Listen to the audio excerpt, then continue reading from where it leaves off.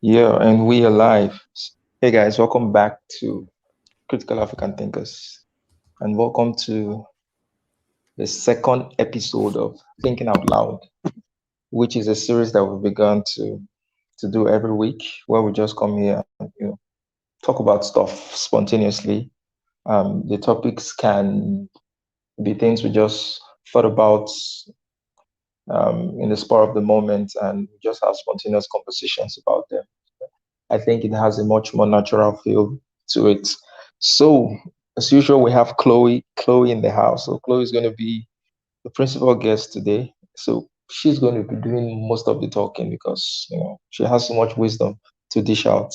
And I think I should do something. I think I should make clips of, those very profound statements that Chloe makes and you just put it on the channel. So, a dose of common sense. What do you think about that, Chloe? Sure. If you think so. A dose of common sense or a dose of wisdom, either of both. But you know, so today's topic is diversity, equity, and inclusivity or inclusion. And I think that today's topic stemmed out of a conversation you and I were having on the Discord server, and you made the abbreviation DI and I asked what's DI, and then you said it's diversity, equity and inclusivity or inclusion. So I think it's something that has become very, very, very common in the current dispensation in terms of conversation around society, especially in the West, where the goal is towards getting more diversity. The goal is getting towards getting more equity.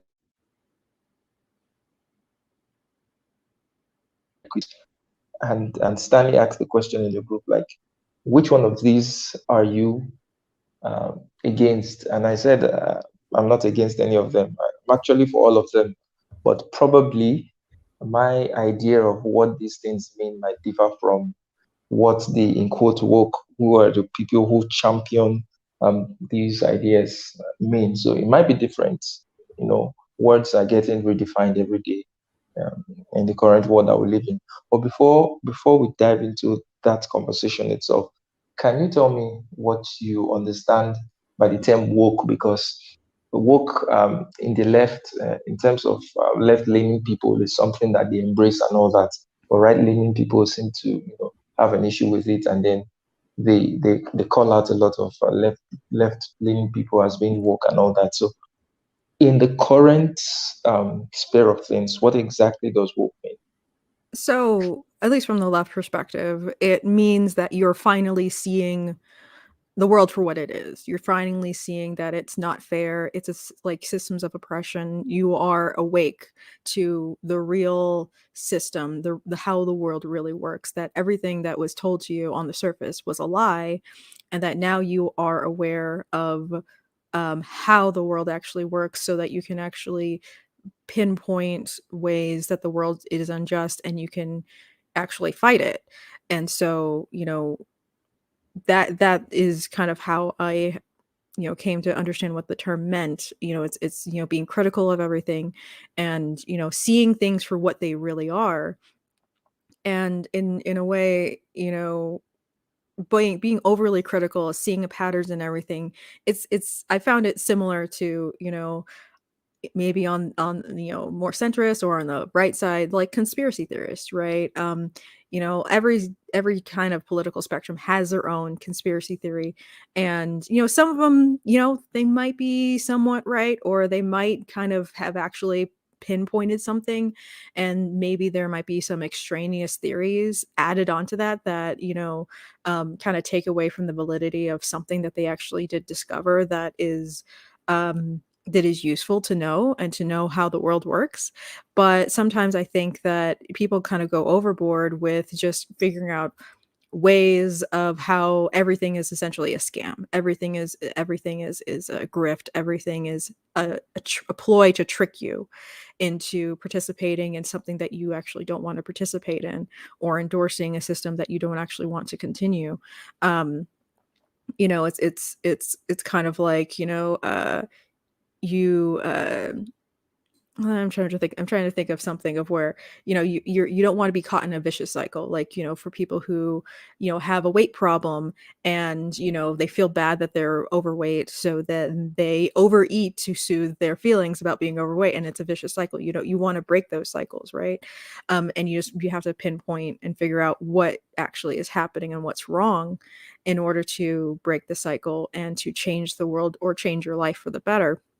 But I think that applying too many patterns to the world and try to make sense of like a cohesive theory of the world, um, that is kind of on a certain level chaotic, I think that kind of goes too far. And I think that the overreach is what I would say the right is looking at.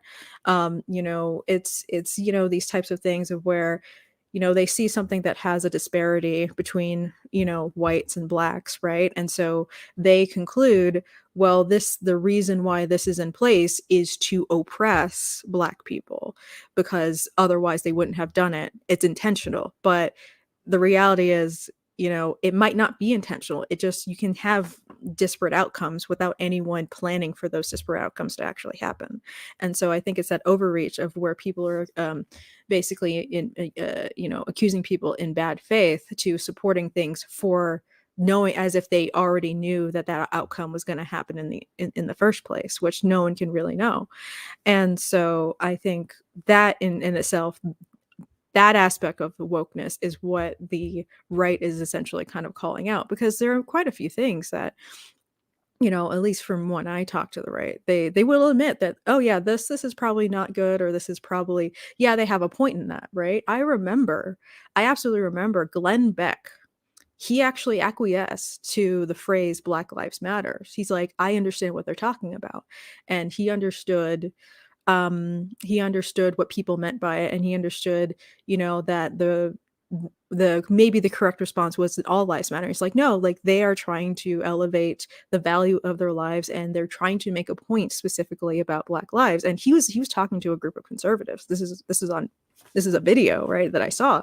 And he was really true. He really did understand, at least at that point in time, and, kind of much more innocent time in a way in America, where he's like, he actually was on their level. He actually was on board with the phrase Black Lives Matter. Um, and then I think over time, as all of the other political, things got added to it, then, it's not necessarily that he's against, the ideas of Black lives being valuable, but he now sees all of these political baggage and these associations attached to the phrase now that have made, and essentially a core of a good idea, kind of gone sour, right? Um, and I think that the souring and overreach of, these, the pursuit of these ideas is what the right is calling out as woke, as it's the overreach of um, of the applications of these theories.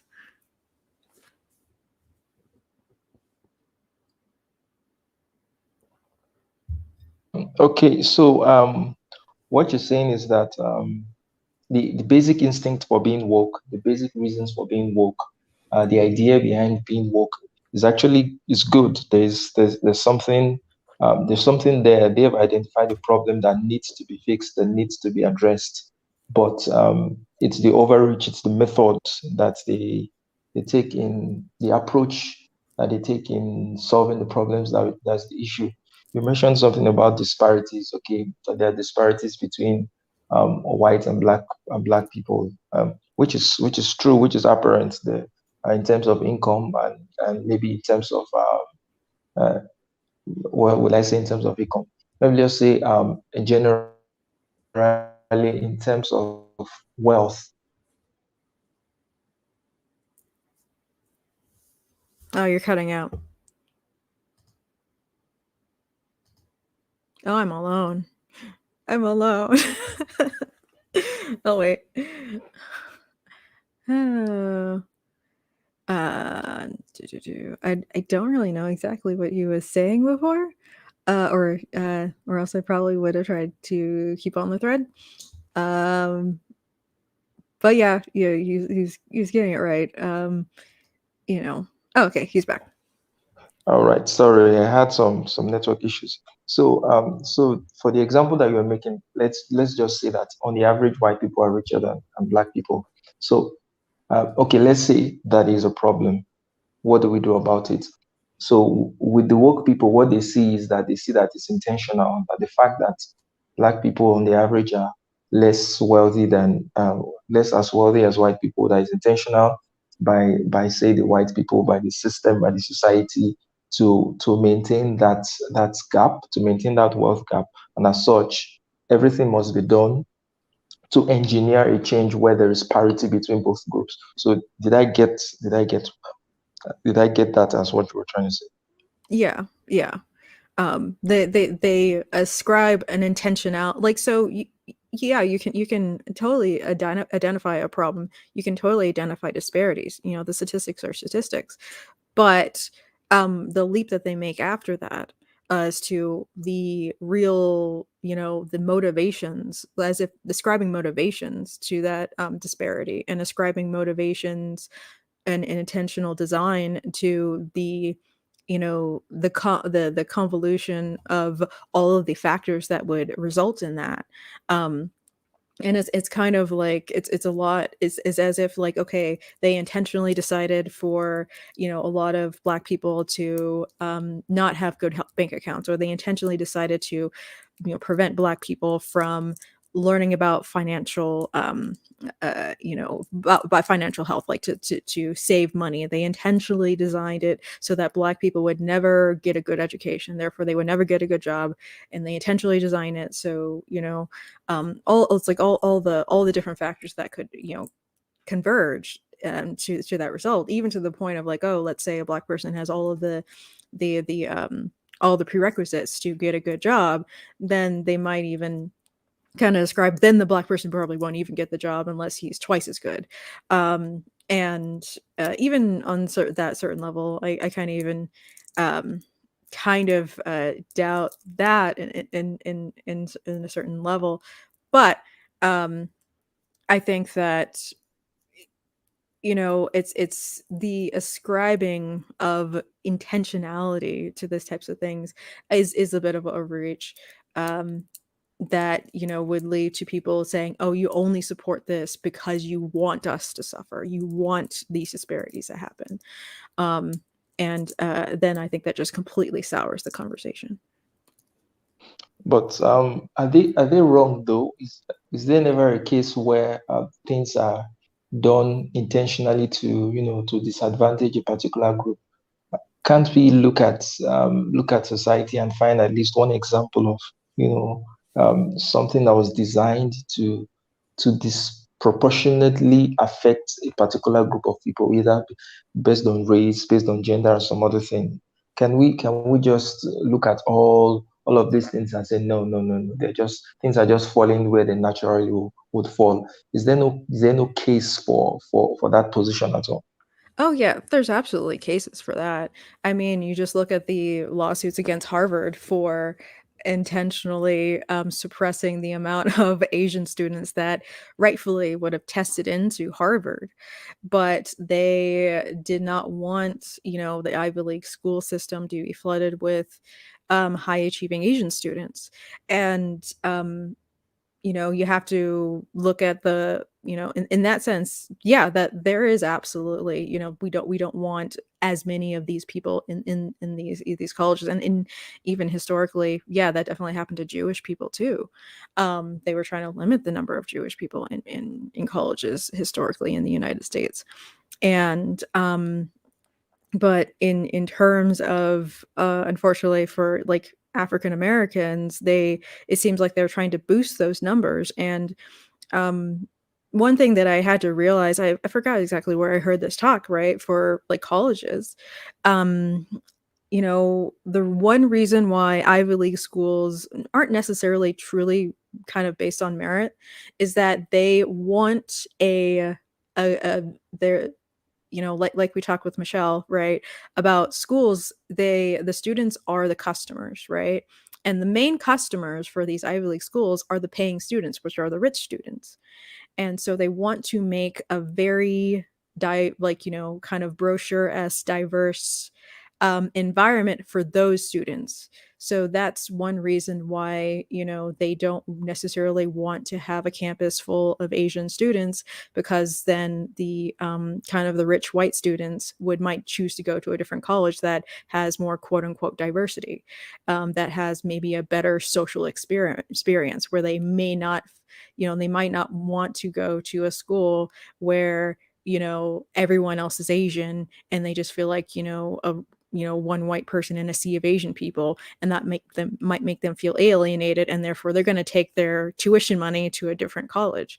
It's about so for these Ivy League schools, you can look at their motivations, but I wouldn't necessarily say it's uh I think their motivations are to get rich people's money, and you can follow then all their behavior kind of follows from that.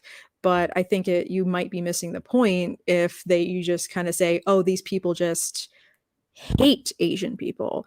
I don't think they hate Asian people. It's just inconvenient that there would be a lot of Asian people that might alienate the people that are actually paying. But isn't this actually making the point that um, the system is rigged to be in favor of white people? Because if white people if the schools are discriminating against Asians because they don't want to make white people feel uncomfortable, isn't that a case for, white privilege?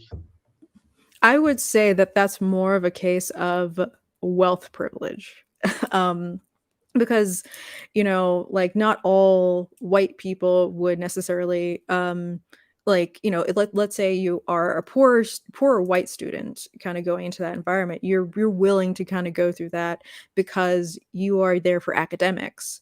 And if you have to deal with a lot of Asian people, like I think they're kind of more willing to go through the grit of, yeah, it might be a little bit of culture shock. Even being on like a campus where mostly wealthy people go is a culture shock for lower income students. I mean, I've read books in which, a lower income student has been in like a prep school, right? A lower income student goes to a prep school, and you know, she has a horrible time because of the wealth gap, and they're all white, but she felt alienated because she wasn't as wealthy. She couldn't go on all these like vacations to Aspen. She didn't have the same quality of clothes. She didn't have the same experiences that she could talk about her family and her background. She was essentially very alienated because she wasn't wealthy like everyone else. And so I would more specifically say that that's wealth privilege, because the people who are wealthy, you know so like this is an anecdote, right? So I know like this one guy that I knew, he said he had a friend who um she married rich, she got divorced, but her daughter wasn't very good academically at all, right? She did not have the grades to get into these Ivy League schools, but because her father was rich, she got all these offers to go to these schools. She actually made it into these very, very prestigious schools without any of the academics, without any of the rigor for the academics. And so basically the choice, they're trying to, entice her with a good experience, which includes a social experience. And so for that type of person who doesn't even care about academics, um, they're going to have completely, and they just have money, right? They're going to have they're going to select on a completely different set of metrics than someone who is got in actually purely with academics.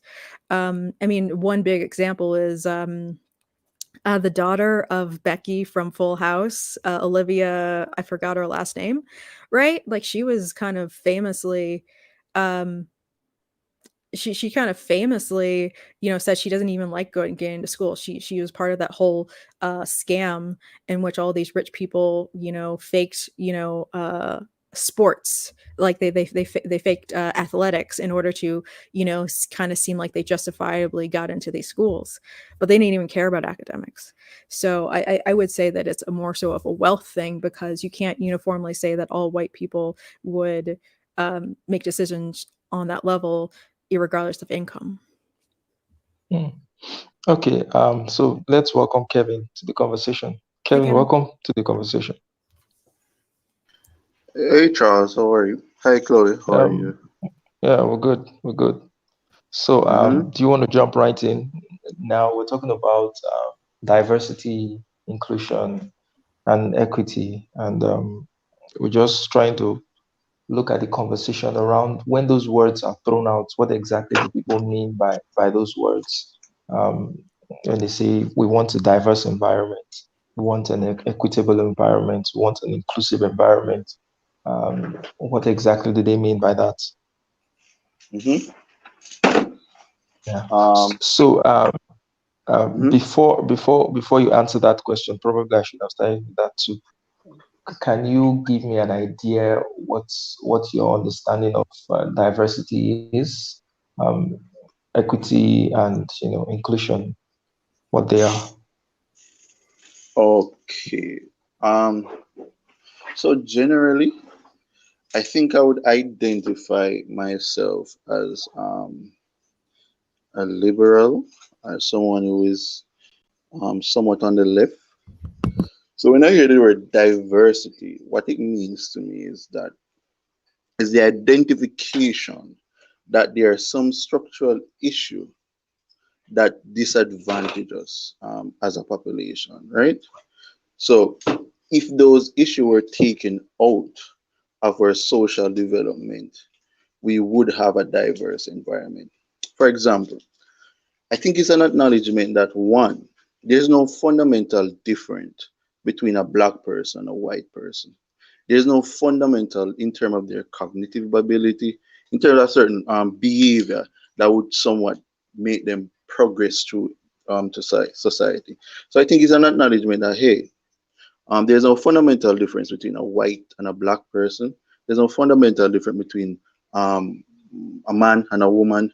I think most jobs or most school, a man and a woman can function competently in those environments. Such is it a black and a white person. So I think when we identify certain issue that may disadvantage certain group, I think the idea is we have to put certain systems in place that somewhat correct um, those disadvantages. So that is my understanding of diversity. So Asa, let's look at the school in the elite school. So when we look at the elite school, we realize that majority of those people in elite schools are white. Then we can ask the question, why is it this so? Wealth has a lot to do with getting into these elite school. When it comes down to wealth structurally discriminate against black people. So how do we increase the diversity within these schools? So that is my understanding of diversity, is understanding that as a human being, we are fundamentally the same. And if everything in our life remain constant, we would somewhat have an equality in our outcomes, and it's just identifying the structure that disadvantage certain human beings. So, do you believe that if conditions are optimal for all races, that the outcomes would be the same or close to the same? Yes. Is there any evidence for that? Oh, I no, there's no evidence for that, but you have to demonstrate to me what is a fundamental difference between a black person and a white person that you think if they are given the same opportunity, they will not become. When I say the same, I don't mean that everybody become a doctor, but I'm just saying that some people won't take up the gun and become a gangster, but at least we would have the same desire to go to university and excel in Hmm. university. I think you have to demonstrate to me one. Is it the because I boil on these down to two conclusions. One is either the genetics or two the environment. And I think when it comes down to biology, the genetics argument is done. There's no argument there that genetically the black person is different from a white person. When race is not purely biological and morally sociological. So when it comes down to the genetic argument, I don't buy that argument. So I think we have to look at the environmental factor that plays into the role of certain inequity in certain outcomes. Okay, I agree with you. I agree with you that there is no inherent, differences between a black person and a white person, or people for that matter. I agree with you. Biologically, there is no difference. But barring the existence of structures that actively discriminate against people from getting into certain positions or getting into, for example, let's take the STEM field, for example. um, is there any particular restrictions to any gender or any race going into the STEM field, it's say a place like America? If the answer is no, are there disparities in terms of the number of people from a particular group that are in the STEM field? If the answer is yes, uh, can we now say because there is a disparity there, we attribute it to an unprovable discrimination, or we now want to bring in programs that will socially engineer, more of a group that's not so represented in that place to come in? Because, okay, this is the basis of my question. If there are no structural disadvantages, if there are no structural barriers, then why is it so important for us to have that kind of diversity But wealth, in? wealth is a structural barrier when it comes on to these elite university. Would you not acknowledge that? Yes, I acknowledge that. I'm Yes, but speaking specifically of, I'm speaking specifically of, say, STEM. Let's say STEM fields, for example, which I don't think it doesn't really correlate with wealth. I don't think so. I may be wrong, but I don't think it correlates Stanford with wealth for University, you. No, so STEM, Stanford STEM, no, University. STEM, no, he's STEM, STEM. STEM, Oh, just oh, oh, STEM oh, as the fields, not the oh. Sorry, universities. I misheard you there. Go ahead, Chloe. Mm. Well, because after I learned that, the motivation of these Ivy League schools, right? And I'll get to the STEM part. Now I don't see why people value Ivy League schools or the quote unquote elite universities, right? Because they mean elite in a different way. They don't mean elite in the But most wait, there, smartest wait, there, let me minds. break you a little sec there. If you look on the research, like for the compensation for a degree from an Ivy League university and the gap between that and a local college or university, the gap between those are so large, But especially when it comes on to but Wall but Street. here's Like, the thing. sorry. But here's the thing, right? Yeah, you have to look at the degree, right? And so in those schools, it's more so that you're making connections with other well-connected people to get you good opportunities to maybe have your book seen by a publisher, to maybe meet certain people that will give you those opportunities. And so I Mhm. don't necessarily think that it is the quality of the degree. I don't think that learning math at Stanford is radically different than learning math at a local I state college. 100% agree with and you on and that. and so it's more so about who you know, and that's what you're buying into. It's You're buying into that social environment that's going to give you those opportunities. And so I think people need to divorce the idea of, only the, smart people should go to elite universities. um Again, that's the only way you can succeed, or that's the only stamp that you actually have value in the market. Because I mean, there are only so many elite universities, and the vast majority of Americans can't go to those. I So agree. you're kind of scrambling for these very, very limited spots at like the top 10% of society, when 90% of us can actually live just a quite a fine life. um live, going to a local university, and actually focusing on the quality of your education, going and you can actually affect the quality of your education more Mhm. so at these places. So I think that, kind of focusing, try to get equity into those places that are not inherently equitable from their start. I think that that's kind of a lost cause, and I don't see why people are focusing on a place that was literally made so rich people can just socialize. It's a Mhm. social group. So but getting to STEM, as I, graduated with the STEM degree, I Mhm. will say that I was never, in order to get into STEM, right? No one ever looked at my gender and said, maybe you should just do an English major. No one has ever told that to me, right? Um, Mhm. and then also, even going into the classes, no one ever pointed out my gender. But Mhm. still, there are about maybe three other women in my class, right? In the class that graduated with me. And it is obvious that there weren't that many women there.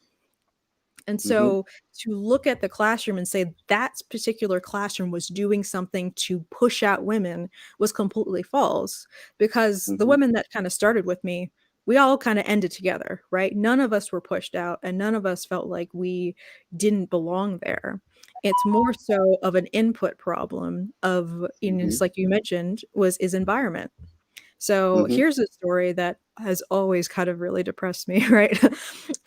So in my high school, there was this one girl, I think she was maybe like a year or two below me or something like that. And she Mhm. was like pretty like a porcelain doll. Like she was a cheerleader, she was really small. Her skin was just like such a smooth complexion. She had blonde hair, blue eyes. She looked like a small porcelain doll, right? Mhm. Very, very, very beautiful. And so I don't even remember her name. I never interacted with her at all, right? And we went to the same school. Like, I when I went to I when I took my math classes, it was all fine, right? No one ever discouraged me from taking math or anything like that. My parents always helped me. And so in my last year, my senior year, I did my first year of college, which was my engineering degree, right? And so, but I still graduated with the rest of my high school class. So I had to come back into the guidance office, the guidance counselor's office to get my cap and gown. And she was there, right? And so I was just waiting for the guidance counselor to be there. And then she actually started talking to me. And she's like, "Oh, I haven't seen you in a while." And I'm like, "Okay." I mean, I didn't think that she even was kind of aware of me, whatever. And I was like, "Oh, yeah, and I told her what I was doing my first year of engineering. I didn't expect her to be interested, but she actually perked up and she's like, "Oh, I wanted to be an architect." Right? Mhm. But then the depressing thing she said was, "But no one wanted to help me with my math." Mhm. And so that dream was dead to her, really. Like, no one took her seriously. No one wanted to help her with her math. And the fact that she knew that she needed mathematics to be successful in that field showed that she actually knew what it took. And so I Mhm. think she would have had what it takes, because she can identify, the thing that she needed to work on, but no one would help her. Essentially, she was raised to be a trophy wife.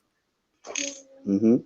And that depressed me, right? And it wasn't necessarily the system, it wasn't like the teachers, right? Because no teacher ever kind of expected me to be a trophy wife, right? If I signed up for calculus, they taught me calculus, and they put Mhm. that rigor to me. But for her, I don't even think her parents took her seriously for any of these intellectual endeavors, because she was pretty, right? Mhm. Guys just paid attention to her looks. And so I do see it in a sense, and it's a more social sense. It's less structural in the sense of there is a governmental body or there is an But official social is state. structural, isn't it? But social dynamics are so fluid, right? And it depends on where what like let's say, and I was talking to someone who is from an Asian community, right? If even if she was beautiful, her parents would have still wanted her to be educated.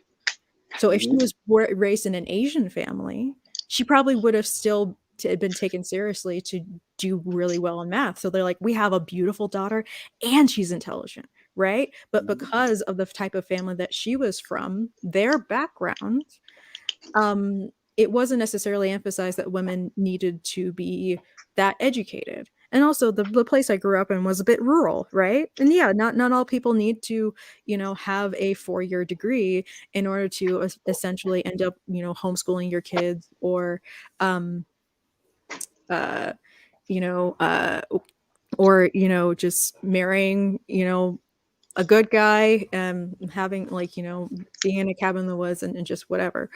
But, Hmm. I think it's an input problem that you cannot just kind of you couldn't just blame the school that Yeah. failure. But I think it's very hard to solve those types of problems by, it's a very, very difficult problem, and you're never going to get families to eventually have a uniform culture of which they're gonna raise all their children in. I agree with a lot of what you said there.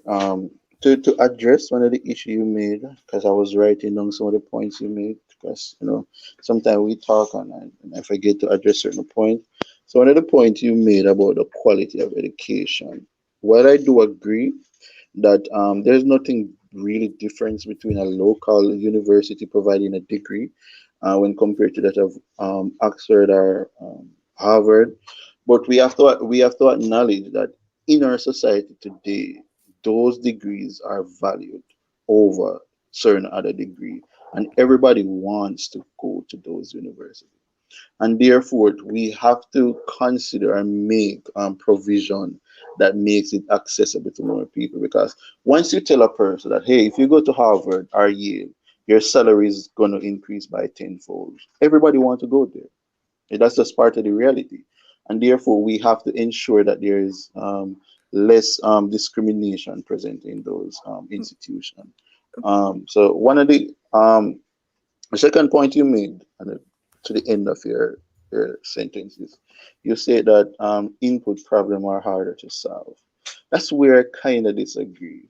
I think when it comes, one of the fun thing I'm doing since I started with econ is that we tend to compare economic modules. For example, Milton Friedman was a popular guy in with Thomas Sowell back in like the 1980s, because their economics was somewhat of repudiation of Keynesian economics. 'Cause Keynesian economics was mainly like we want more government involved in the economic or whatsoever, but they somewhat present some counter to it. But I don't think a lot of economics today agree with the version of what Thomas Sowell is pushing forward, or what Milton Friedman is putting forward, or even Glenn Laurie. I don't. I think they're outside of what current economic is today. So when it comes on to really the input problem, I think what we can do is we can look at other country what has implemented certain policies and look at the outcome what they have achieved. And I think when we look, is especially in Canada or in some of the Nordic modules, I think they, when it comes on to equity, they provide us with more equity. Like we know, and this is this is what I was a little bit frustrated the other day in the conversation with Christian. The idea of maximizing the individual is something that I want to do. But we have to identify that there are structures also that maximize our individual freedom. I think all of us here so, would acknowledge that making homosexuality free for that people who are homosexual are not discriminated against. It makes homosexual freer in our society. So that is my point: is we structures that we are built into, are structures that we live into, maximize our freedom as an individual. So that was really my point. Is so when it just to reiterate what I said about the input problem, I think the input problem is the easiest part to solve. I just think that there is some people out there that just doesn't like to see the certain progress heading in certain direction, and they will quote unquote say we are, and this is what I hate about the term woke. I think when people use the term woke, what they are saying that, hey, what you're saying is you're not supposed to say it because it's too it's too, what do I say, controversial. So this idea of cancel culture, this idea of critical race theory, it's just using my term, my understanding of back some reactionary. Like if you use this term, you're woke, and therefore when you're woke, your argument should not be taken into consideration. And I think it's really sad. Okay. So I'll just the woke thing a little bit first. My explanation of some people's pushback on woke, it isn't necessarily that something is controversial. I think they're calling out maybe the overreach of something where they think, okay, you're using this kind of justification to justify this thing that makes no sense to me, right? It's like, I For get your original example, point. Well, okay, so this is kind of an extreme example, right? Of where this person didn't understand why, in a movie, right? They didn't understand why a particular actor was cast in a role, and he's like, okay, obviously this actor was cast in this role because of his clear disability, so therefore I think this is woke because they're just trying to virtue signal that they like disabled people. It was a really ridiculous argument that this guy was making, but I could tell that the thing that he called woke was what he perceived to be an overreach, not necessarily the logic itself, but that's kind of colloquially what I hear people kind of more all right, specifically can I make a next woke. point before you continue? Just a small point, right? This is what, so one, I think that the example that you use is somewhat of a fringe example. Well, In the no, case that I don't think it's, this is what I'm saying, like, I want an example that is more representative because I like the term woke. And I think when it's used in today's society by people who are pushing for social justice, it is used correctly. But what I see sometimes is indicative of what you just did. Is you're using this fringe example that is just not representative of the so majority. now here's so I so here's the thing. This is why I explained when what some right people are calling woke, that's what they mean. That's what I was talking about. I wasn't meaning what left people call woke. So I Hmm. if I that so that's my clarification, right? I wasn't talking about how you use the term woke. I was talking about what how the right are using the term woke and what they perceive as the overreach. Right? Hmm. They're not talking about the exact same thing. I I don't agree. think. I agree. I agree. Okay, I so agree. anyway, so getting back to what you were saying about it's not an input problem, but the thing I could clearly see what you were doing there is you were quickly um expand, like you're kind of quickly backing out and looking kind of more at larger different type of topics and different type of outcomes than what we were specifically talking about, right? Hmm. So specifically for STEM, that kind of is what it is. It is an input problem. You don't really want someone getting into the STEM field that doesn't have a solid foundation in mathematics. Hmm. Those people are not going to be successful. And so you kind of have to have people who have a solid foundation in mathematics in order to be successful to fully go through a STEM degree. And so when you say, oh, it's not an input problem, there are many situations where it is clearly an input problem. And that's what I was specifically talking about with STEM. And I Hmm. don't want to have a system in which we're just going to randomly assign, allow some people who don't have the prerequisites of mathematics to get into these classes, because a lot of these classes actually have you have a prerequisite of calculus 3, prerequisite of differential equations, prerequisite of problems, Hmm. problem theory, graph theory, statistics. You actually Hmm. have to understand, like they're not going to hold your hand and teach you algebra in order to do, how to solve, how to solve for the current going through a circuit or whatever, or how to solve for all the forces in a mechanical arm. They don't Hmm. they don't have the time for that, right? And the rest of the students don't have the time for that. And so to be successful in STEM, you have to have, certain basic qualities that I But don't I think the believe. question there would beg, I think the following question that the question that come after that is why don't many more people possess these qualities? Yeah. So there's actually a very good reason. It's not Hmm. fun. It's hard. Not that it's not it's the thing is that not that many people are exposed to what a STEM job is, what you can do, all the job positions. Everyone is aware of Silicon Valley, right? And it's always kind of frustrates me when people think that all software engineers work in Silicon Valley, right? I mean, before Mm-hmm. Silicon Valley happened, do you think that no one was a software engineer? They existed, right? Um, and or they did all these types of different types of software, and it frustrates me to no end when my boss he just thinks like, oh, just general software work, and it's like, what are you talking about, right? Mm-hmm. Or mechanical engineer, or chemical engineer, or what does a power engineer do, what does a systems engineer do? There are textile engineers, there are process engineers, you know.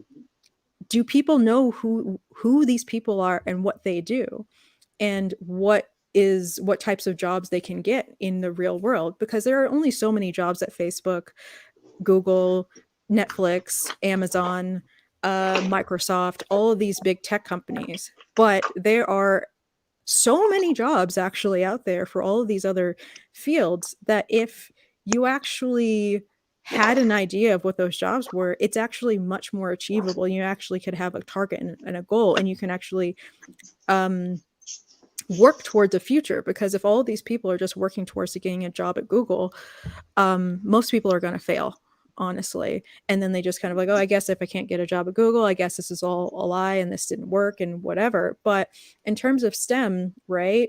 Most people, if you ask most people in America, at least, you ask them what their worst class is, their most hated class is, most people are going to say math. A lot Mm-hmm. of people don't like math, right? And so a prerequisite is actually being not only maybe being able to tolerate math, but liking math. Not that many people Mm-hmm. actually have that predisposition to be able to sit down and wrestle Uh, with a math question. Mm-hmm. Chloe, I have a question for you. You said something about STEM not being fun, math not being fun.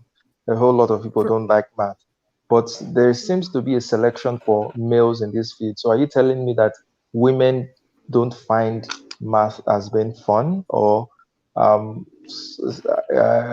uh you trying to tell me that women don't like math, or they're not good at math? What well, exactly is the problem here? I the If thing it's is, not fun, then it should not be fun for everybody. The distribution should be kind of equal between the males well, and the females. so I think here's the thing. You just kind of, I have to admit, right? Okay, so here's the studies on women being successful in math, is that their father helps them with math. It's not that their mother is dumb. It's not that their mother doesn't understand math. It's that women or girls are more receptive to learning math from their fathers, which means that their fathers kind of have to be good at math.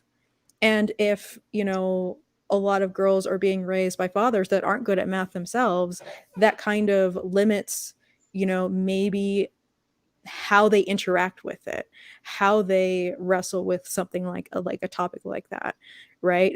Because men and women parent a bit differently, and so dealing with a math problem, I think the father tends to kind of teach coping mechanisms and how to wrestle with these types of problems, deal with your own frustrations, um, and how to push through to get the answer. And then when you get the answer, it's very, very satisfying. But I think because there is a way that you mentally have to approach a math problem, or have to deal with these technical problems that are actually lend itself to a more masculine thought process and approach to them, right? And again, I'm not saying women cannot achieve these types of things, but in general, women might be more praised at doing other types of things that are more social, that are more emotional, and Social studies. but it's still, it's, I don't know, it's Yeah, So so just to add a little so to what you were sorry, saying. I have a okay, Uh-huh. I have a follow-up question for Chloe before Kevin, you go you ask her yours. So are you trying to tell me that, because it's like you're still pushing the problem further back, but it's still resting on the gender, it, behavioral disparity? Because why are the moms themselves not, why are they okay, why are the girls more receptive to learning math from their fathers, and why do boys not require that same kind of unique situation for them to learn math? I Why why mean, so it kind of gets into the idea of, is it a problem? Is it actually a problem that more women are not in STEM if they just don't want to do it? why don't they want to be in STEM? It I think it might actually have to be a fundamental difference on average between men and women, right? I do not think that biological men and women are exactly the same. They can't be. They're not. I mean, they Blasphemy. hmm? Go ahead, don't mind me. I mean, it's just I mean, like, different mating strategies, different priorities, right? Maybe in life. It's just it's I've never, like, if you actually have what it takes to go through math and science, right? You're gonna be fine. But if it just so happens that not that many women really want to pursue that, or want to be that environment, or really care about developing that aspect of themselves, don't really think that we should force them. Kevin, go ahead. Yeah, I think I was listening to a Jordan Peterson video once, and it was like saying that men are interested in things, and while female are interested in people. So I think when it comes on, probably to the STEM, that would account for that discrepancy. Mhm. Yeah, So so you both are ascribing that discrepancy to personal choice, to idiosyncrasies of both genders, to preferences of both genders, not because there is some sort of structural disadvantage against women in getting into STEM field. I wouldn't deny that there are structural disadvantage there, but I would say I think when we're trying to explain that discrepancy, one of the factors we should take into consideration that differences just lies among the sexes, and what I've just cited early on, alluded to early on, could be a reason for that discrepancy, and also structural barrier could also be a reason for some discrepancy too. I haven't seen any studies on that yet. I haven't looked at any, so I wouldn't be able to give you a full answer on it. but but Okay. Sorry, Chloe. Now, no, okay. I want to. Okay, go ahead, Chloe. Before I say this, go ahead. No, Go ahead. so the thing is, so if we kind of can settle on the fact that it just could be preferences, based off of a person's sex, right? And maybe the environment that they also want to eventually enter into, then what effectiveness are we expecting to see by changing the structural changing the structure? Because if we actually eventually do change the structure to the point where there are equal amounts of men and women in the STEM field, haven't we actually somehow skewed and done overreach in order to gain a parity that's unnatural? So, now I want to respond to something Kevin said about Jordan Peterson saying men are more interested in things, and women are more interested in people. So I want to quote Jordan Peterson in this regard too. He gave an example of the Nordic countries and Scandinavia and the rest, where he said that in terms of gender equality and some of other equality metrics, they're about the highest or the best in the world. But that's what you Mm-hmm. find in that in as the societies got freer, the differences between men and women became wider. That the differences in terms of career choices and so many other things, which you would have thought would be the opposite, became even much more wider. So his theory was that as men and women are given the opportunity to actually choose, they're going to choose different things, and women are going to sort of choose more traditionally feminine things, and men are going to choose more traditionally masculine things. So, do you agree with that assessment? The question is, I find Jordan Peterson a little bit sus. Whenever No, no, no, not. I I'm not listen talking to, about him as a person. I'm talking no, about that no, but because observation he I made. think, no, wait, I think I remember that interview. I think he did it on a British television, something like that. So I would probably buy the argument, but I do think that sometimes there are structures. As I said, I haven't really looked on any data on this, so I'm not sure. Okay, let's welcome Dr. Mason. Hi, Dr. Mason. Jump into the conversation. You say you have tons of questions, so go ahead. Thank you, and hello, everyone. So, I have been thinking very deeply the last couple of weeks about a particular set of questions that I'm asking everyone everywhere because I'm really trying to get a better sense of how people are thinking about this question of DEI, um, and especially as it pertains to the work that I'm doing indeed against racism. So, my question is something to the effect of, in the United States, for example, in any field, what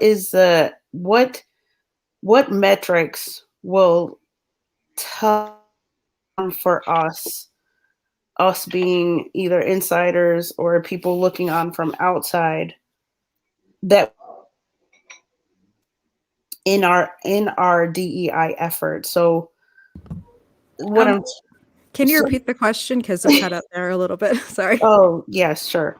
So, well, my question is kind of muddy. So this is what I'm thinking about, so that I can stop being abstract.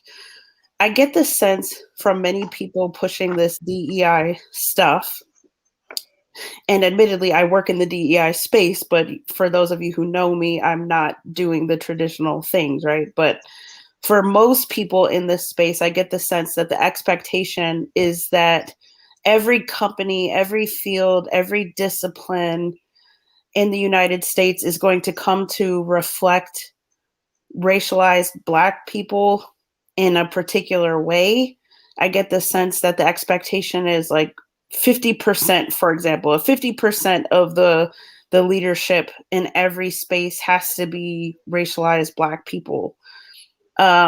Now, I don't know if my sense for what people are actually expecting is off, but the reason why I'm interested in learning more about what does success look like is because ultimately we African Americans represent something like 13% of the American population. So like statistically, what's statistically possible and what's statistically impossible, I am not um, well trained in math, but the numbers aren't adding up for what I Yeah. think the expectation is. And so it's a question that I'm putting on the table to talk about, is like, what is expectation? And then even still, if we change the expectation to something like, okay, well, maybe to be representative, to be diverse, to be inclusive, we have to match the 13%. The numbers still don't add up to me. So I'm thinking anywhere from 5 to 8% or something like that in most spaces would actually be reflective of the population. But what do you guys think about that? Um, Yes, this is something that I've thought of before. So, is talking specifically about, at least the quote unquote tech space, which is much larger than Silicon Valley. You know, there's automotive, there's there's defense, there's Department of Energy, there's like all the national labs, there's all of the electronics that like cars and machines and all that kind of stuff. That is kind of tech, but um, it's one thing that I can see as kind of a limiting factor in even in putting uh, having like, racialized Black people in all of these positions of authority and power and all that kind of stuff. Or this idea of like, there aren't enough Black people in STEM or in these tech fields. Obviously, that means that there is discrimination that's happening against Black people in tech for getting these jobs. But the reality is, we all have jobs, actually. We all actually get snapped up very, very quickly. I think someone at Wells Fargo, he got into a lot of trouble because they hired like this Black guy who was academically accomplished. He was brilliant, and the guy actually happened to say, is like, it's so hard to get these guys. It's so rare. These guys are so rare. And he got in so much trouble, as if like, oh, are you saying it's rare for Black people to be smart? And it's like, no, like, it's rare to to have like to get one of these guys, right? Because in my career, I've seen plenty of racialized Black people all over the place. We're all pretty much gainfully employed. But one thing that kind of puts me off, and this is something that's happened in both companies that I've worked with, right, is that they tend to they recognize that they can virtue signal with you, right? And so they tend to try to push you in the spotlight when, if you're a technical person, you don't want to do an interview for a magazine. You don't want to be posing for a cover for a magazine, right? I want to do my work. I want to work on these hard problems. And so, in one of my companies, I was put in, like, they had me do an interview about being a Black woman in in this technical field, and working on all these different types of projects. And I felt very othered when that happened, right? And at that time, I was having a horrible time at work because I got moved into a different new section, and it's like, you're acting like you're celebrating me, but I have this, but the reality is, it's the complete opposite. And it's just that juxtaposition of those two different states of how they present. They claim to celebrate me, but behind the scenes, they weren't taking my criticisms of the work environment seriously, which weren't based off of race. Actually, it was these other issues. And then in my current position, they nominated me for the local award for Tech Woman of the Year, right? Because I have certain accomplishments in the field, um, and they try to nominate me because it looks good for the company to have a Black woman as this celebrated woman in tech in the community, right? And also, my company is woman owned too, so it's a woman owned company. We have this Black woman who's in this research and development, heading research and development, blah blah blah blah blah, right? And when they told me they nominated me, and I saw all the requirements that I had to do in order to fulfill that nomination, I was like, in my head, I'm like, I'm not doing this, right? I had to submit a headshot. I had to submit a video of myself. I had to get all of these things together in order to promote myself for all this marketing stuff that I didn't want to do. I'm developing a product. I'm working on all these technical problems. This is not what I want to do. And so there is kind of, sometimes it feels like an extra pressure just because you're Black, or you're all these rarity things, that in order for them to kind of show you off, or if this what it means to be a leader is, you actually have to play into your identity. You have to start doing things that was never intended of your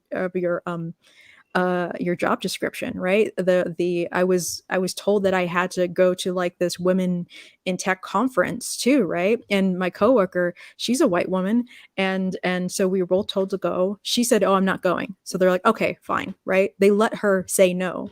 And when I said I didn't want to go, they said, "No, you have to go." Right? And it was like, we all knew, it's like, oh, it's because I'm Black, they wanted to show me off. And so in a sense, there's an extra layer that people aren't really speaking about these leader positions when you're racialized as Black, that sometimes it's a hassle that people just don't want to deal with. Can I go? Yeah. Yeah, go ahead, Um, Kevin. so, so I think one of the problem with all of these diversity training on all of these gender quotas or these issues. I think I'm trying to remember which article I was reading, But one of the fundamental problem that I laid out was the issue with all these things are these methodology of solving problem is that they are fundamentally liberal. um, and that is a mindset because the problem with racism or discrimination against gender line or religious discrimination is not individual but structural. And whenever we try to form these quotas of this kind of street training, Robert D'Angelo come in mind, is that we are relegating racism or gender discrimination to the individual, and sometimes we miss the point or we miss the solution because when I listen to some of the discussion on race, what I see is like sometimes I listen to, for example, Umar Johnson. I'm not sure if you guys are aware of him. Like he feels that white people are racist and that black people should not get married to white people, and that to me is a toxic element of the conversation when it comes on to race. The problem is not that in the, I think I was reading some of the poorest county in America is white. So the issue of racism is not individual, but structural. And sometimes if we try to solve these stuff purely from a liberal framework, miss the problem. When you come on specifically to identity politics, I have mixed feeling about identity politics because sometimes when I listen to the discourse on identity politics, I see some people just push it aside. But I think history is important, and contextualizing the present in terms of the past is important. I think there's something valuable in a woman running a company. I do think there's something valuable in Kamala Harris being the first woman vice president and the first black vice president. I think there's something valuable in Obama being the first black president of America. Like that to me was very important. To me, that gives me some form of hope. So I don't completely decide to dismiss identity politics because given the history that black people have had in America, it was an important achievement for Barack Obama to become to become the president rather of America. But sometimes I think what happened now is this achievement sometimes what would I say prevent progress, and therefore we think that having Obama as a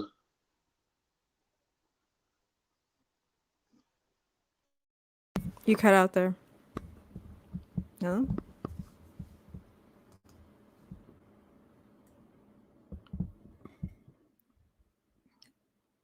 I can't hear Kevin.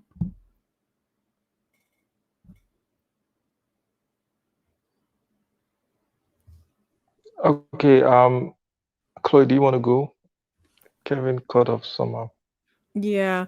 I guess I want to see if Sheena did what I say kind of help you understand at least some maybe a little bit of insight into the numbers, like yeah, the number of there aren't 13% of all, people in tech that are African American. So therefore you're never going to have like 13% of all leadership be African American. And then also in terms of, because everyone is so conscious about how they're they're so aware of how rare all this stuff is, it puts extra pressure on people to intentionally act as a representative of your racial group when you got the job not because you're black, you got the job because you're interested and qualified and all that kind of stuff. Yeah, no. So my question is really driving toward, maybe it's less of a question and more of a comment, considering the topic of this thinking out loud segment, and the comment being that there is a necessity for people to point out and to ask and be very forthright about what are your expectations. Like, when will we know that we have successfully done this thing? What numbers are people expecting? Because I think upon further reflection, when presented with those kinds of questions, I've found that people actually are like, oh, because it's not something that's generally thought about. It's Yeah. not something that's talked about publicly. And probably anyone who has tried to talk about it publicly has probably been lambasted as white supremacist and stuff like that. But I've been thinking really deeply about this and asking my own self, you know, what does success look like? And I've come to conclude that by and large, based on the statistical, like actual possibility of certain things, given that there are a fixed number of people within the society that can fit into certain categories, it's like I think if people actually did their own research, they would come to find, oh, actually, they would see success. They would see success as more measurable in ways that I think today's dialogue tends to overshadow or overlook or dismiss or completely ignore. I think more people would come to conclude and recognize, oh, actually, racialized Black people in America are very privileged. Not only are we privileged comparatively, but we also are reflected in different spheres more evenly than we thought, because of the narrative that's pushed in, you know, the media and stuff like that in schools. And I think it would generate a necessary amount of peace, you know, a necessary amount of peace that is currently absent, because media would have us believe that we are just rampantly not doing the things that many of us, to your point, Chloe, are already successfully doing, because I think we have it in our minds that we represent more than just 13% of the population, and that it's just statistically inaccurate and not true. And then the last thing I'll say too is this all, like your anecdote was kind of making me think of the burden of representation is what some people would call it. And I was just talking with a student about this burden of representation. She asked me my perspective on representation in media. And I correlate representation with the question of diversity, right? Because to her mind, she's like, when I was a child, I felt that representation, meaning seeing people who look like her in the media, was important. She's like, but then I got older and I realized as an adult that this idea of representation was misplaced, because the characters and the storylines and all of that stuff that's supposed to be representing me don't actually represent who I am and my complexity. And not only does it not represent me, it doesn't represent my life or my aspirations or my cultural affiliations and complexities or anything. So she deems this push for representation as a sort of superficial push for diversity, if you will. But the diversity is based primarily, if not only, on how a person looks or biology, female, male, and all of that.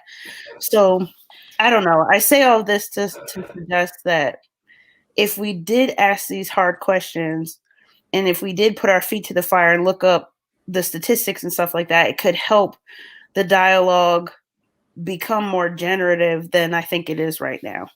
Right. I totally agree. And so what you're talking about is like metrics, like what is a quality metric? And so there is an acronym, at least in tech, or at least in, you know, like system design and specification.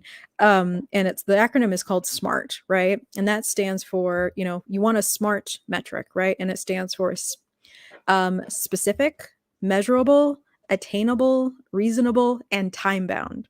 Those are all the things that you want in a good metric to determine success, right? And what I see in a lot of these discussions is the goalpost is always being moved. The goalpost is, you know, shifted, and it's always ambiguous, right? So, you know, there was like an article for the BBC of like, you know, in terms of like Black representation in like media, like Idris Elba in the movie, in the show Luther, people would think that that's Black representation, but I think apparently there was an article saying, oh well, yes, technically he is Black, but he wasn't black enough. Like he didn't show enough cultural blackness as a character in the show.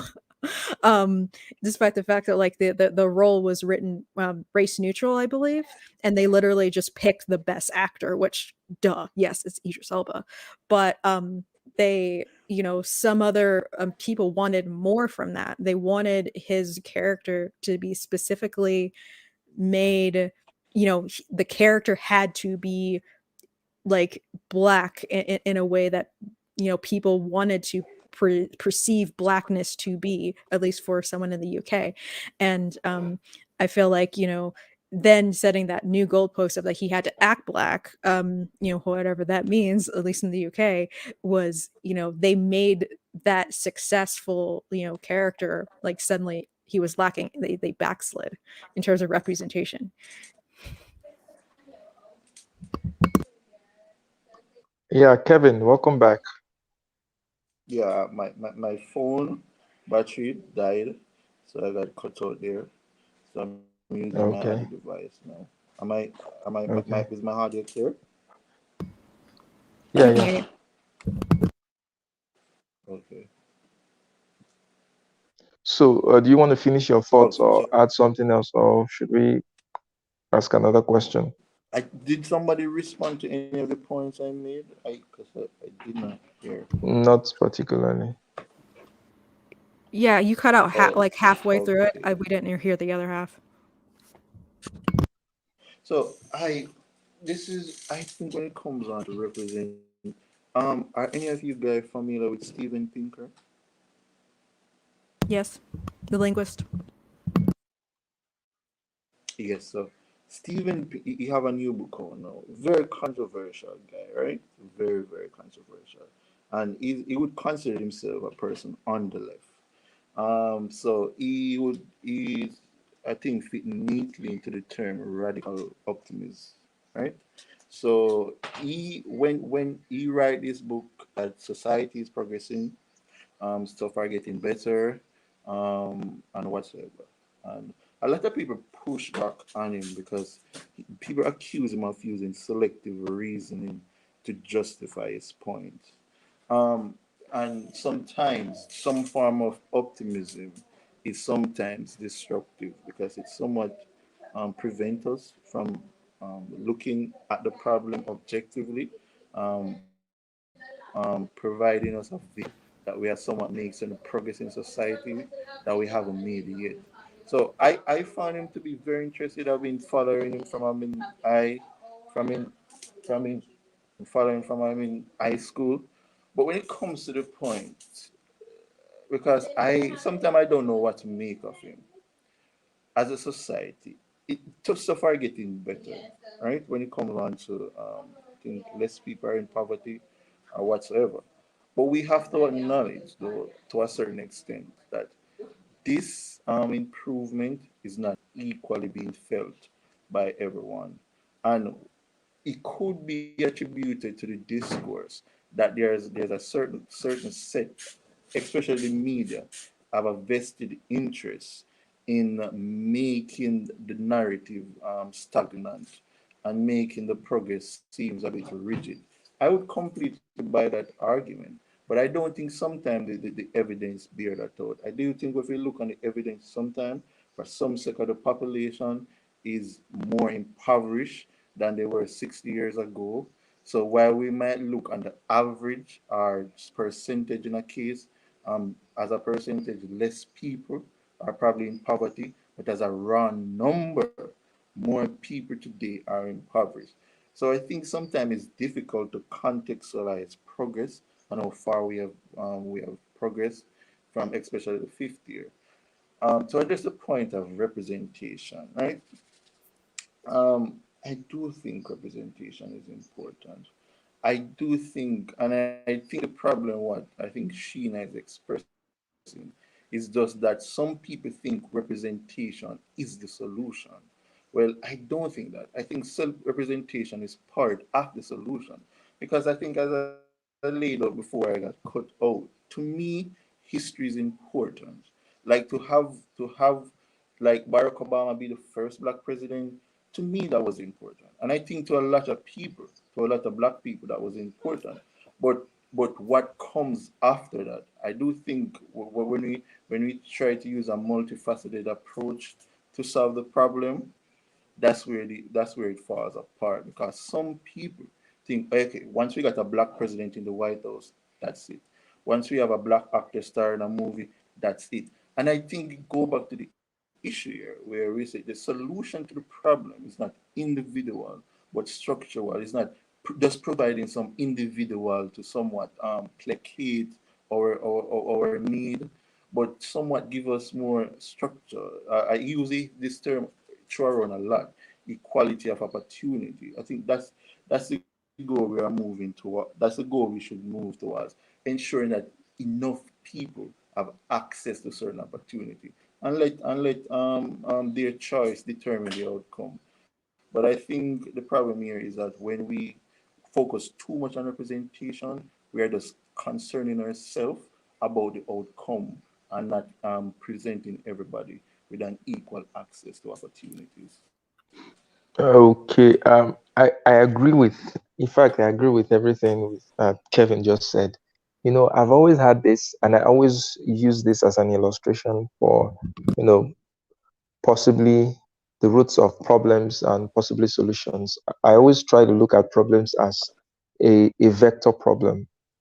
Um, when I say vector problem, you know, in physics, you have what you call resolution of forces, where a body is acted upon by different forces from different directions, maybe a 2 Newton force from the northeast direction, 5 Newton force from some other direction, 10 Newton force from some other direction.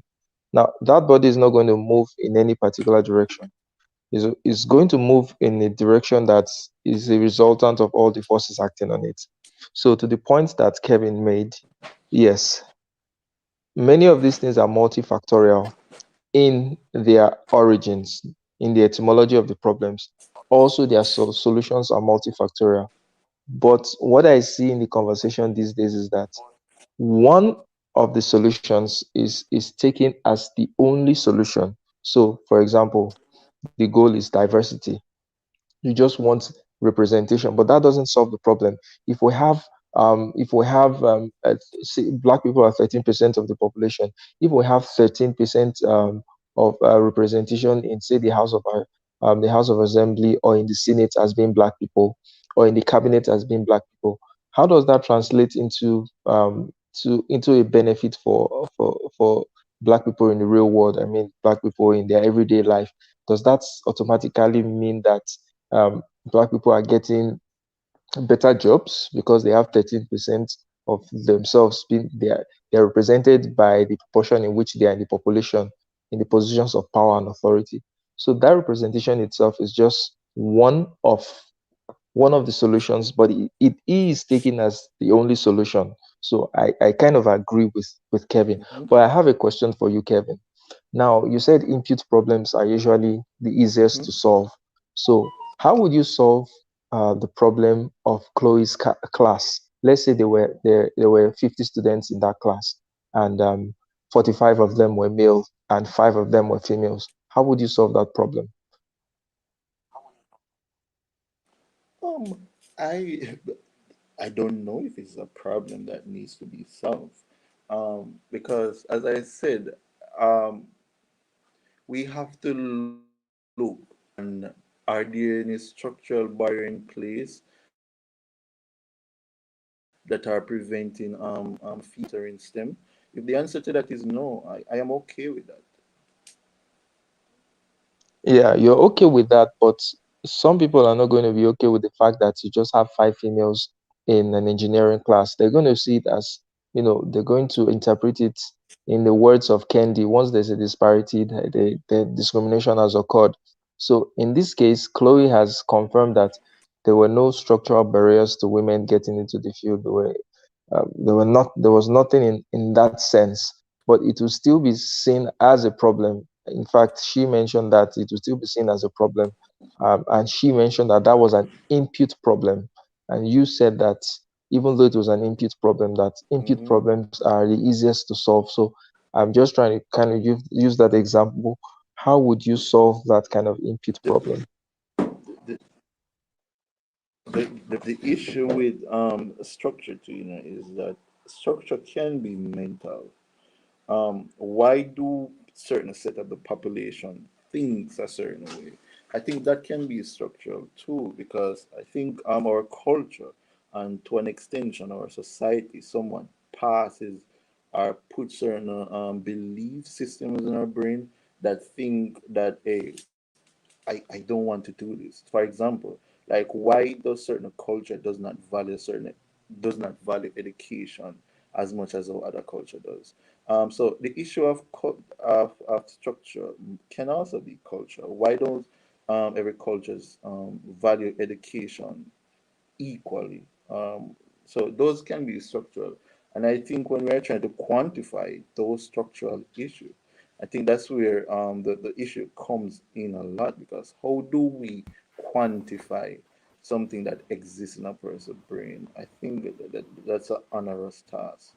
So I'm not sure if I can provide an adequate answer to your question, but yeah. So yeah, I definitely agree that, culture, and I think that's what, when you asked at the beginning, and I wouldn't even necessarily say like, oh, there's a difference between a white and a black person, right?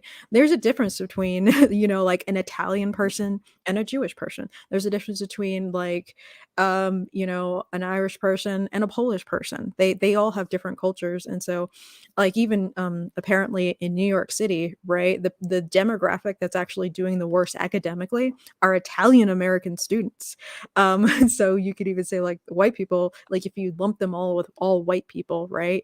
You would erase the fact that there's disparities that they're doing worse than even other people of color in that scenario. But yeah, culture is a huge factor, and if we are to value people's culture and their right to hold on to their culture, I see that as an issue. You can't force parents to value a type of knowledge or a skill or a value that they, culturally, they don't care about, right?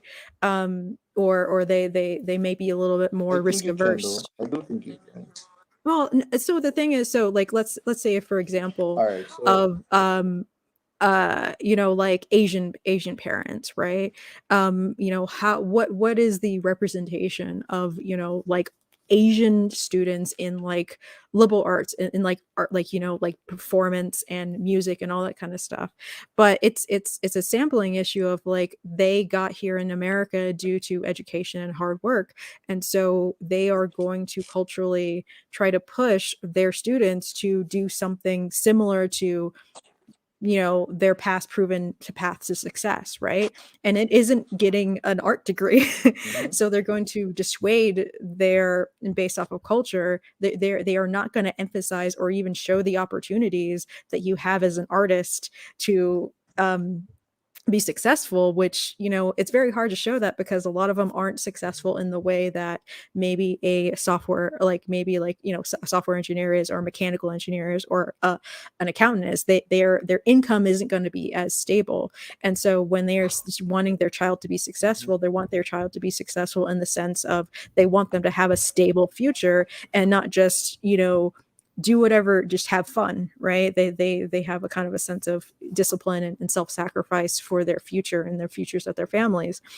But if you look at African Americans, we have a very, very strong tradition of art and performance, and we are so influential within American culture.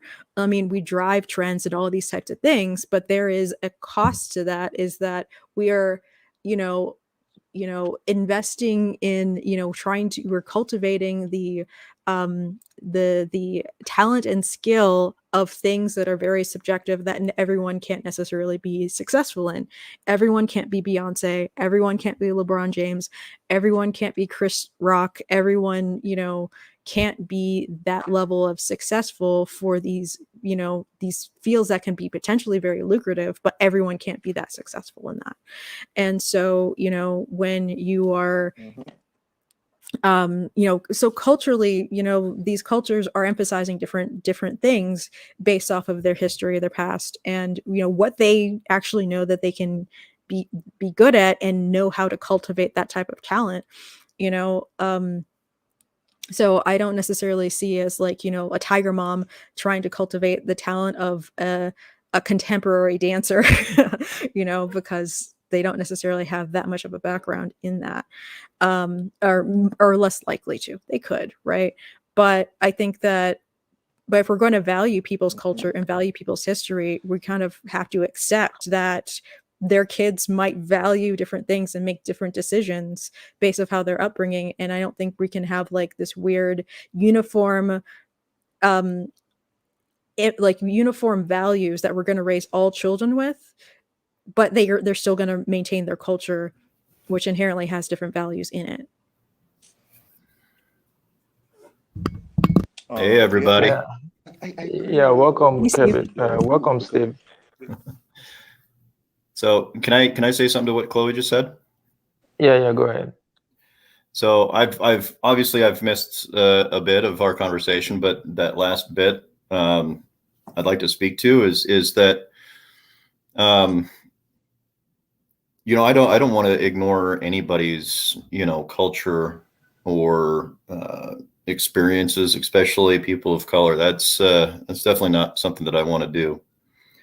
What I do want to speak to is when we leave that culture and we join society in general, is that there has to be some semblance of similarity in behavior where we all agree X is an appropriate behavior for everybody who is joining.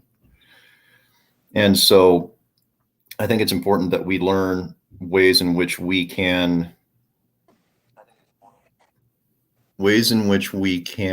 facilitate that environment. And we do that when we are considerate of other people, we're considerate of people's feelings, of people's opinions, and we conduct dialogue in good faith and in charity. And so I think the bigger picture for me is I'd love to respect other people's culture, but the thing that I guess one thing that people would argue is that we don't have to, but we do have to have a certain attitude when we do join in conversations, which is that of just pure human respect. Now, for me, I want to do as much as I can to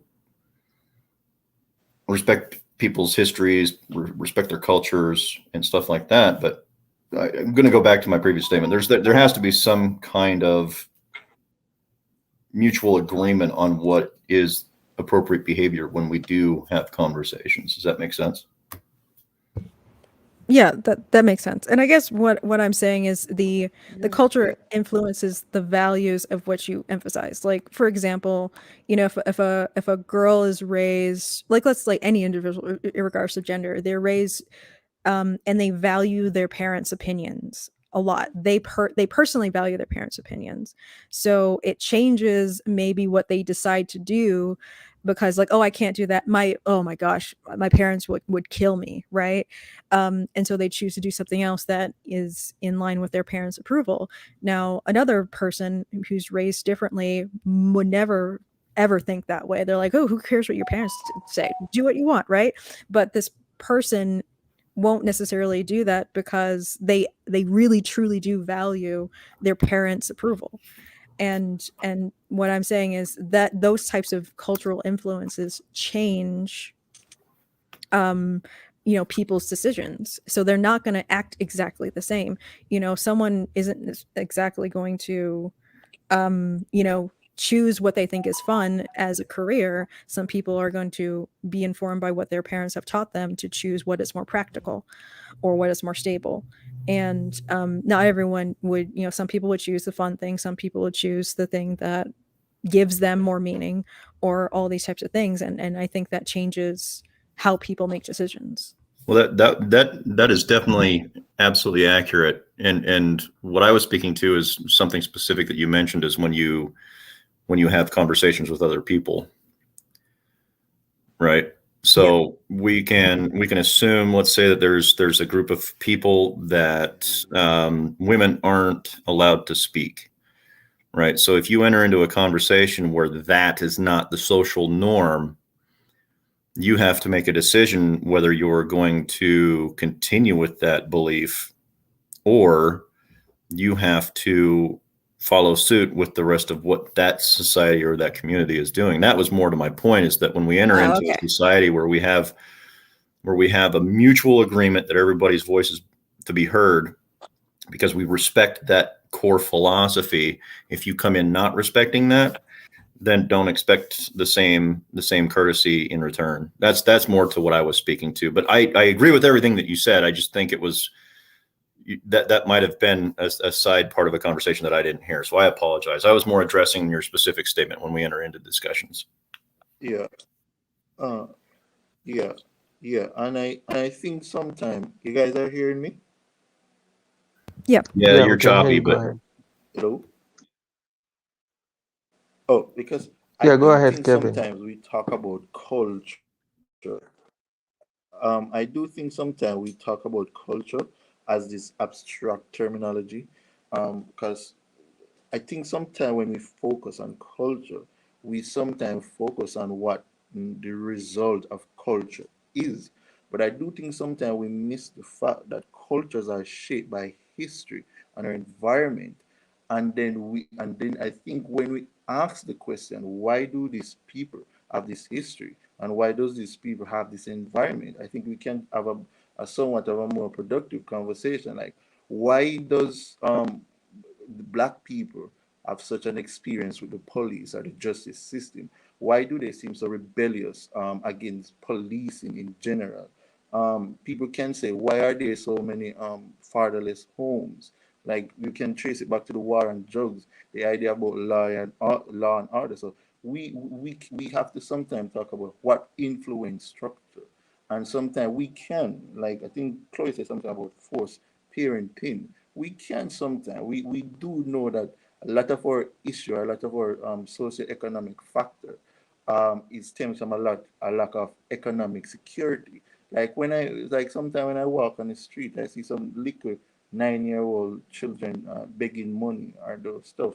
And I think to myself, like, those children are missing out a lot of time of valuable, like, stuff what could change their life later on. Probably their parents is at the market selling. Like, they will grow up without experiencing the benefit of education and what a true education is.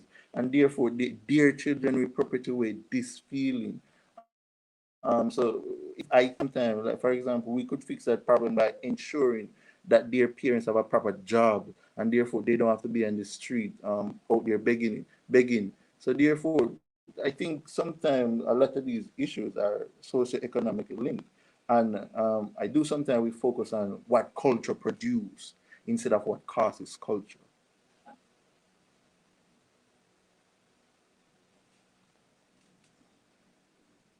Okay. So let's bring this back to the question that Dr. Shena asked. So let me try and see if I understood her question. If I don't understand her question, she'll have to ask that question again. So, Dr. Shena, did you mean to say that, um, say for example, Black people are 13% of the population of America? What percentage of representation is needed for Black people to have in various positions before we believe that success has been achieved? Is that correct? Yes, that is correct, because as I was saying earlier, the reason why I'm currently obsessed with this line of inquiry is because it strikes me that, to Kevin's point earlier, when he mentioned, I think it was Pinkett or Pinkert, um, to Kevin's point earlier, it's like, depending on what side of the political spectrum one is on, there's this hyper focus on the problems, or there's this sort of tendency to dismiss the problem, right? And it's it seems to be more often than not the case that that when a person, like the writer that Kevin referenced, brings up the question of progress and roots progress in actual metrics, it seems like that's more often than not dismissed as as having any relevancy toward the question of the problem. But in actuality, it's extremely relevant, because how can we as a society strive towards something that we can't even name what that thing is? And if the goalpost keeps on moving, and we don't even know what the goalpost is, because nobody is asking the questions or saying outright, this is what we need to see in order for success to have been won against this battle against racism, then the battle against racism is forever and always in perpetuity going to happen and going to exist, even when it probably shouldn't. And so when I spoke with you, Charles, recently, and I asked you the question about CRT, you kind of, sarcastically called it a first world problem. It's something of that nature. And it made me think even more deeply about this question of the progress that has been made, but the kind of narrative that's told in the dominant media that would have Black people in this country, in the United States, racialized Black people, believe that no progress has been made at all. And in fact, we are a more racist country now than we've ever been. And the only people that are disempowered by that kind of belief, which is not played out in actual statistics and reality, is racialized Black people. So when you talk to me about liberation, and you talk to me about resistance, and you talk to me about the problem, then let's make sure that we have a clear understanding of what the problems actually are and how we perceive ourselves getting to the solution, the resolution, in what fashion, with what metrics, and what solutions. Because if you can't, I'm getting very animated over this, because I'm tired of hearing the same discourse that on both sides of the political spectrum I find to be very disingenuous and disheartening. Because there is a problem. Clearly, I'm identifying the problem, but it's like the way that society would have racialized Black people think about the problem isn't actually the problem. And so, again, I asked the question of, what does success look like? What actually has to happen for people to decide, okay, the battle has been won?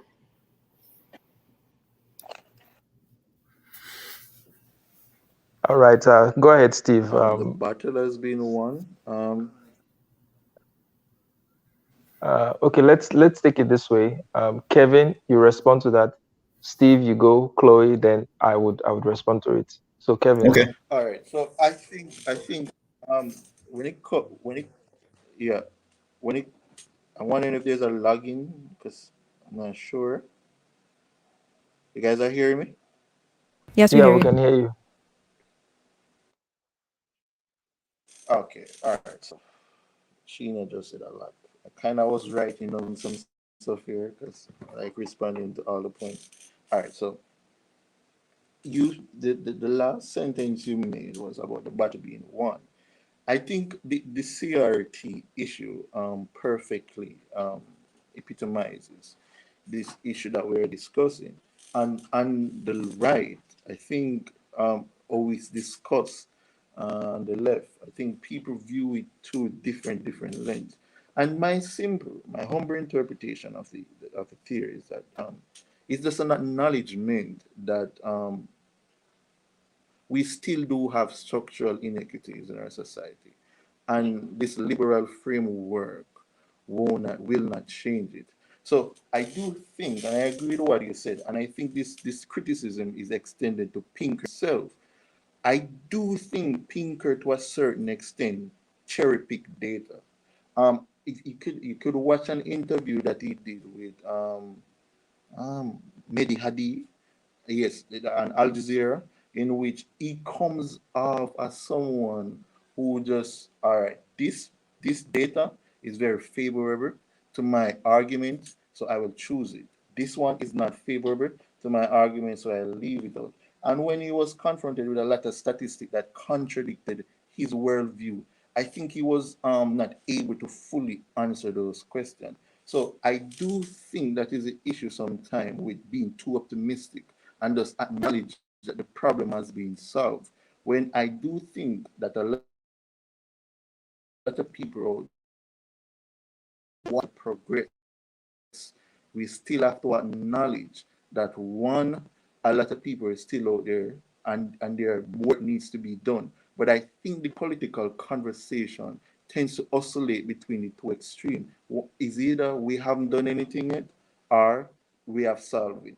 And I think that's where the problem lies. I don't think the work has yet been done. I do think there's a lot of work more to be done. But I do think we have to have that conversation while acknowledge that, hey, we're not living in the 1960s. That's not the time. We have made 50 years of progress, and we need to acknowledge those stuff. We have more representation as a black person now than, and that is something that needs to be commended. And sometimes I listen to these people on the left, it's like, I think LeBron says something like this: black people are getting shot out there in the street or something like that, and that's just not true. And he put a framework in black people's mind that they're just being ruthlessly or relentlessly being targeted by the police, and that this is not true. But if we do a little look on some of the statistics or the data that come out of the Justice Department, you can argue that there's some structural disadvantage there that still needs to be changed. But we have made a lot of progress thus far. Kevin, So I would who describe it do? as measured optimism. Yeah. Oh, I'm sorry. Kevin, who do we need an acknowledgement from? When you say we need an acknowledgement that there are still systemic problems, I look around and I see more people than not acknowledging that indeed there are systemic problems. So who do we need the final acknowledgement for? Because if you and I can agree that we expect acknowledgement from everyone, then we know that that's never going to happen, right? And so we're going to be again fighting this perpetual battle that doesn't need to be fought in that way, right? Like there's nothing impeding us from progressing except us in some ways. So I ask you, who do we need acknowledgement from? Is it politicians? Like who are we talking about?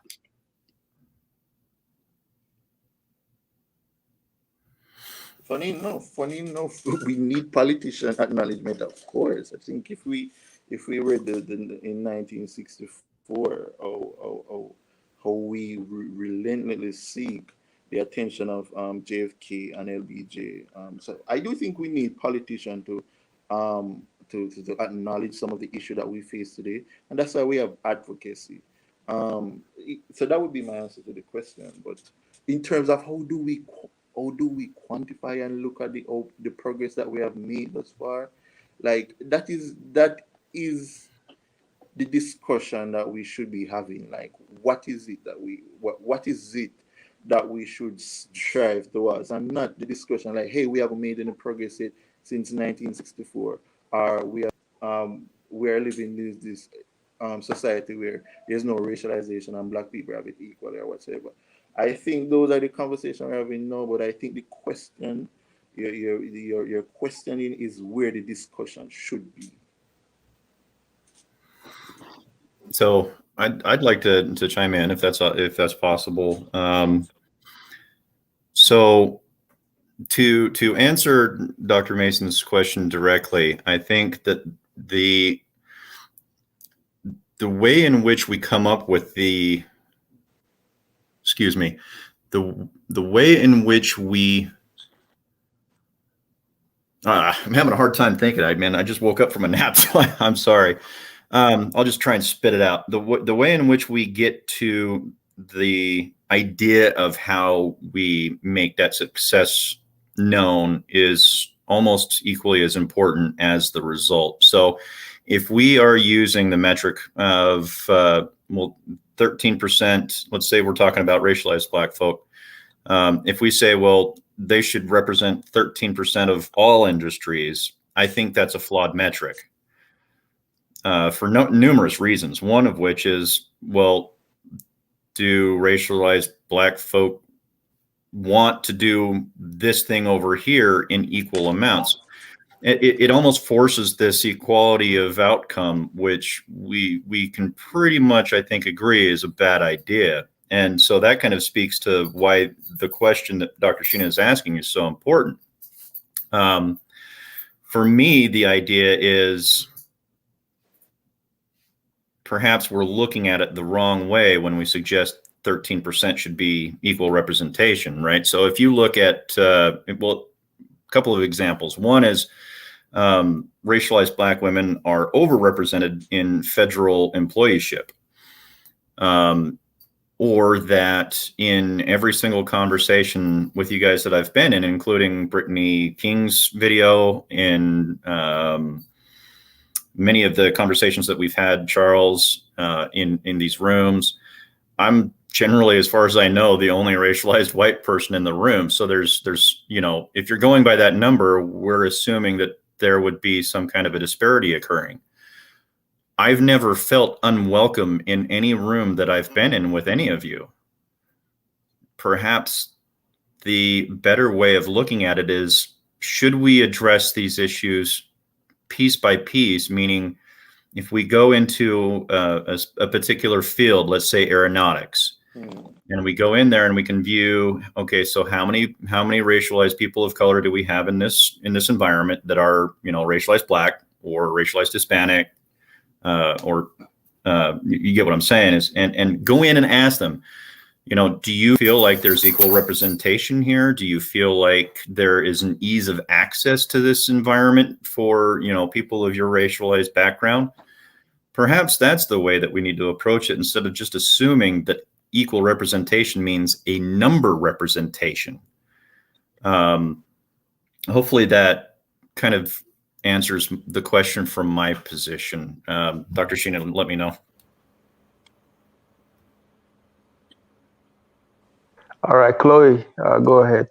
So I think that, okay, let me get, so kind of bouncing off something that Steve said, and hopefully it addresses what Sheena is kind of saying of, these, like, what does success look like? And then also in these metrics, right? Going back to, like, are these metrics even meaningful, or are these metrics even going to actually achieve the goal that people think that they're going to achieve, right? I think that there isn't that much really examination of if these metrics are the path to success.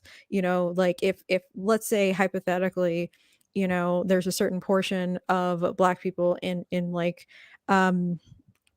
yeah, in like an engineering company, right? But does that mean that it's diverse? Because the thing that matters in that context has nothing to do with your race. How do you design an engine like a Black person, or like an Asian person, or like a or like an indigenous person or Hispanic person? That doesn't make any sense. What you're doing is you're designing it to specific metrics, and you're all trying to think of ways to get this engine to perform in a way that you have been told is a definition of success. It doesn't really matter how you all get there, and that diversity of the solution has nothing to do with a person's cultural background, ethnic background. It actually has something to do with what you've been trained in, the different ways that you've been trained in. So an electrical engineer will have input, a mechanical engineer will have input, someone who is has an expertise in fluid dynamics, if this has to work in a cold environment, someone who is like, okay, this is the environment, this is the humidity, and that's diversity. That is actual real diversity. And you can't just have a blanket idea of diversity and just call it these very generic categories. But when you get into the real world, that's the meaningful diversity completely changes, right? So this is a funny story, but like one time, I was new at a job, and I was with, a bunch of different people, like, racially diverse, right? There is like indigenous people, Hispanic people, white people, black racialized, all these racialized black people, all this kind of stuff. And you haven't seen me, but like some people, in certain contexts, people think I'm from South America. Other contexts, people think I am from the West Indies. Certain contexts, people think I'm Indian, and certain contexts, people identify me as categorized me as black, right? So I was in a particular room with a bunch of different people, so system administrators, different types of IT people, and this one guy who was a white guy, he looked at me and he was like, "So what are you?" And everyone got quiet, and he's like, "What are you?" He kept asking, "What are you?" And then he was like, "Yeah, are you like a system admin, an ISI or something?" I was like, "Oh, software." And everyone just breathed a sigh of relief. But like, that's what he was interested in. That's about my, how I identified. That's what he was interested in. And that's really what was relevant in that environment.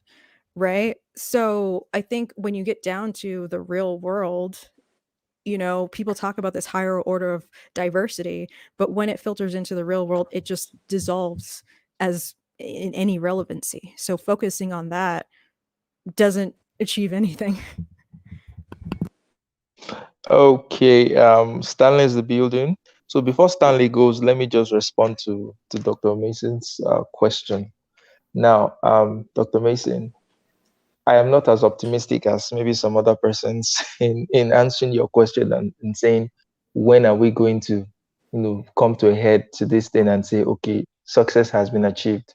I don't think we would ever get to that point. And my reasons for saying that is this. One, because of the vested interest of the media which feeds off on division. So the media is always going to play off these things like, there's fire on the mountain. The media is always going to cry wolf and say that racial tensions are at an all time high and all that. So that is one very big factor. That's one of the reasons why I feel that you there might never be a reckoning, at least not in the near future. Another thing is that I always hold this position that movements don't know when to stop. And almost every movement, no matter how good the intentions of it starting up, it will eventually become toxic in the long run. And I have seen that pattern with almost every movement that started very well, achieved most of their goals, because certainly you cannot achieve all of your goals, but you achieve a reasonable amount of your goals, but then it morphs into something else because people want to be in the fight mode all the time, because it gives them something. It gives them a purpose, and when they've achieved most of their goals, they have to reinvent problems to keep themselves relevant. So in this case of when is success going to be admitted that it has been achieved? I don't think you will ever get that admission from at least groups that success has been achieved. But I think if you were to ask individual people, I think there was a study that was done where they asked individual black people, do you think racism is a problem in America? A larger percentage of them said yes. Then they asked them, how has racism impacted you specifically in America? And you have a much lesser proportion of black people actually saying yes. So the majority of them said no. While the majority of them actually first said that yes, racism is a problem in America. Yet, on an individual basis, the majority of them said they haven't really been impacted by racism. So you get the sense that it's success is never going to be achieved, even if has been achieved. But somehow it's never going to be achieved because of these things that I just mentioned. So that's my sense. That's my idea. Stanley, go ahead.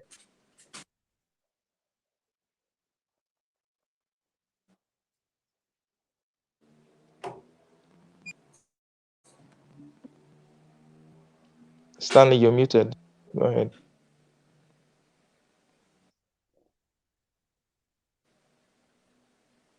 Okay, Dr. Mason, back to you. So, any comments on our answers so far? No, except my sincerest appreciation for for answering my questions and my impassioned plea. And I had some strong points of agreement. And Charles, you're breaking my heart with your with your assessment of it, but I hold on to hope that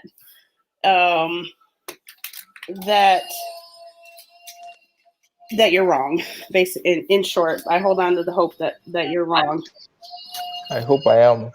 I hope I am. And the thing is, when you were speaking just now, you were speaking in the spirit of Glenn Lowry when he gets passionate. I was like, yeah, I like this.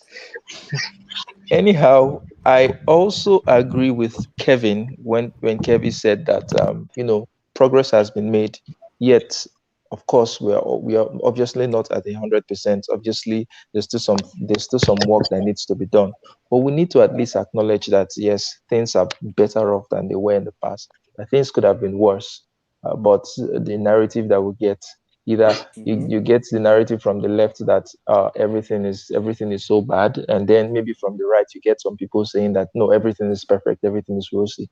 But truth lies somewhere in the middle, that we've made some progress, but there are some things that still needs to be worked on, and we can come together and fix this problem instead of just shouting at each other from the opposite side. So that's my sense. Hey, Charles. Charles, can you Yeah. hear me now? Yeah, I can hear you, Stanley. Hey, I actually just have two questions. I agree with what you said that, we're pretty much in the middle. It's not as bad as a lot of people are saying, but we're not post-racial either. One question for Dr. Sheena.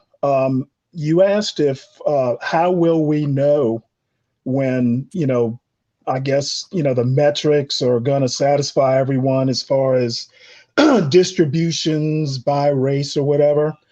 To do that, we would have to basically have quotas, right?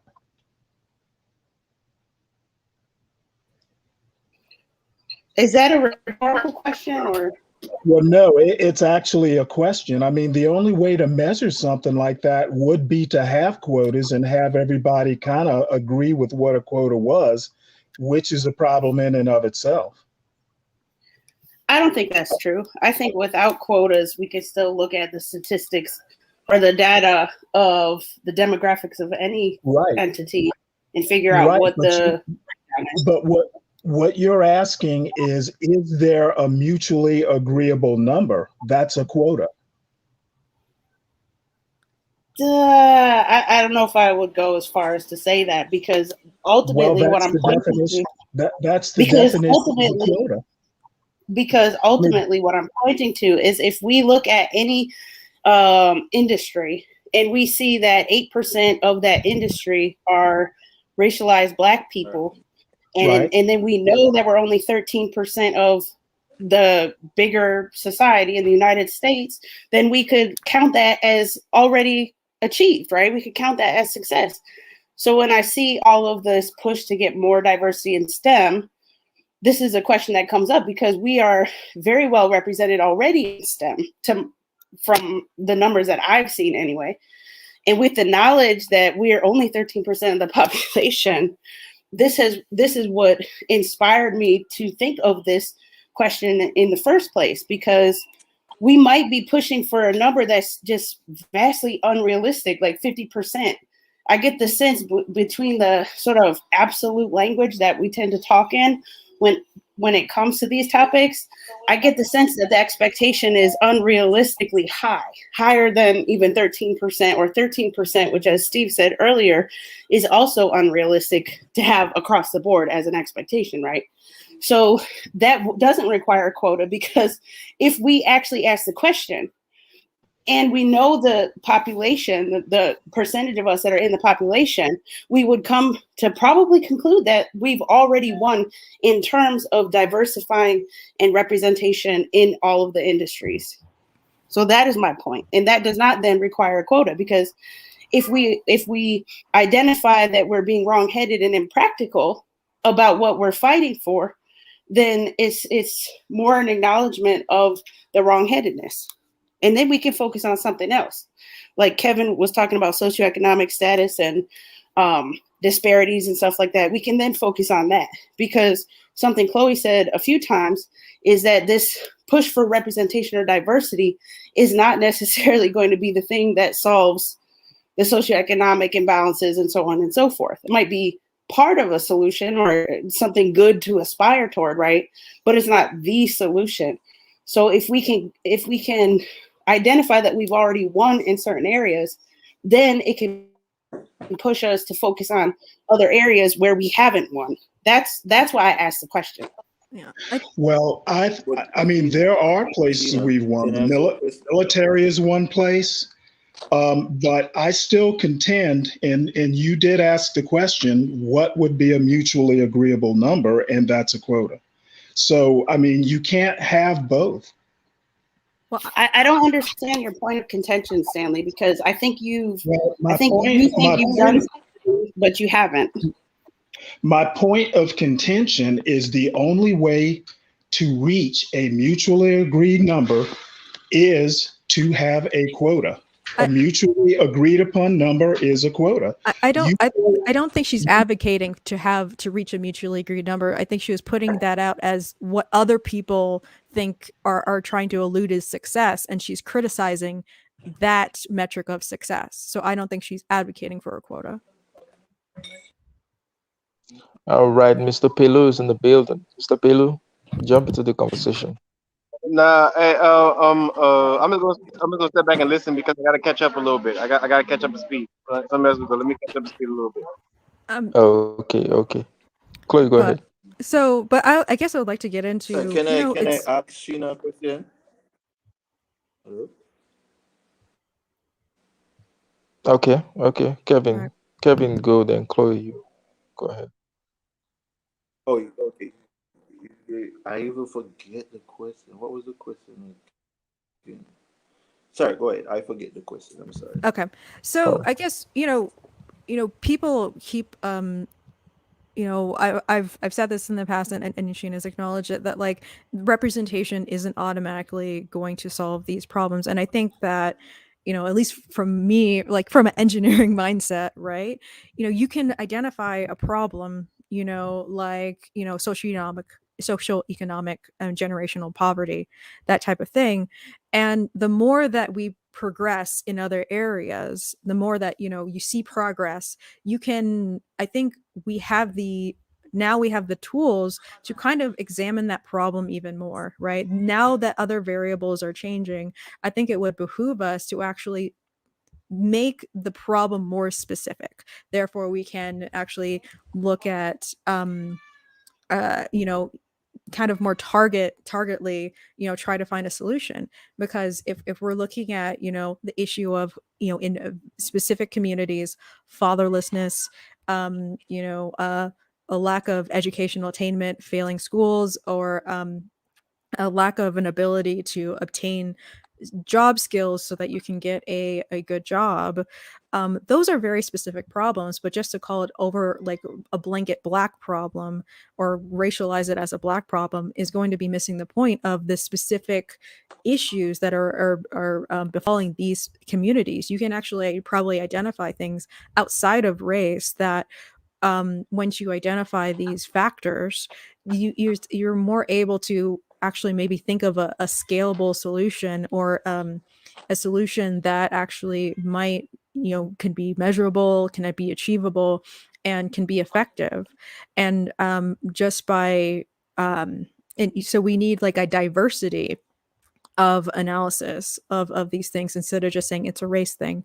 We need to, find a way of examining a root cause analysis, and developing like a multiple of different types of solutions. And I think that in general, for these types of communities, they need a diversity of options, a diversity of opportunities, because everyone is not going to become a software engineer. This whole, remember like the whole catastrophe of learn to code. Everyone's not going to learn to code, and then everyone did. Suddenly, the going rate of a software developer is going to tank, because now suddenly everyone can do it, right? Everyone's not going to become a plumber, everyone's not going to become an electrician, everyone's not going to be these things. But we need all of these options for people to choose, and then there must be multiple paths outside of poverty, instead of just laying out one path and just hoping that everyone's going to walk it. There's going to be a bottleneck issue inherent in that. And because we Okay. again, we have to acknowledge that even within these populations there are people that are going to be different in these populations, even in the same culture. So just even on a diversity of personalities within these places, we need to afford people different options. And I even think of, even in general, in education in the United States, I don't think everyone should go to college. There are vocational schools, there are different paths that people want to do, right? I know someone who never went to college, but they got their GED and they're actually very, very successful as a machinist because they love working with their hands. But when they went in school, they were told, you know, you're a failure if you don't go to college. So he just internalized that he was a dummy. And, you know, it took it, he meandered for way too long to realize, no, I like doing what I like working with my hands, and this is actually profitable and this is satisfactory to me. And we have to, I think, have reasonable ideas of success, right? In one context, we have an idea of success is getting into an Ivy League school. In another context, being successful is you know, making six figures.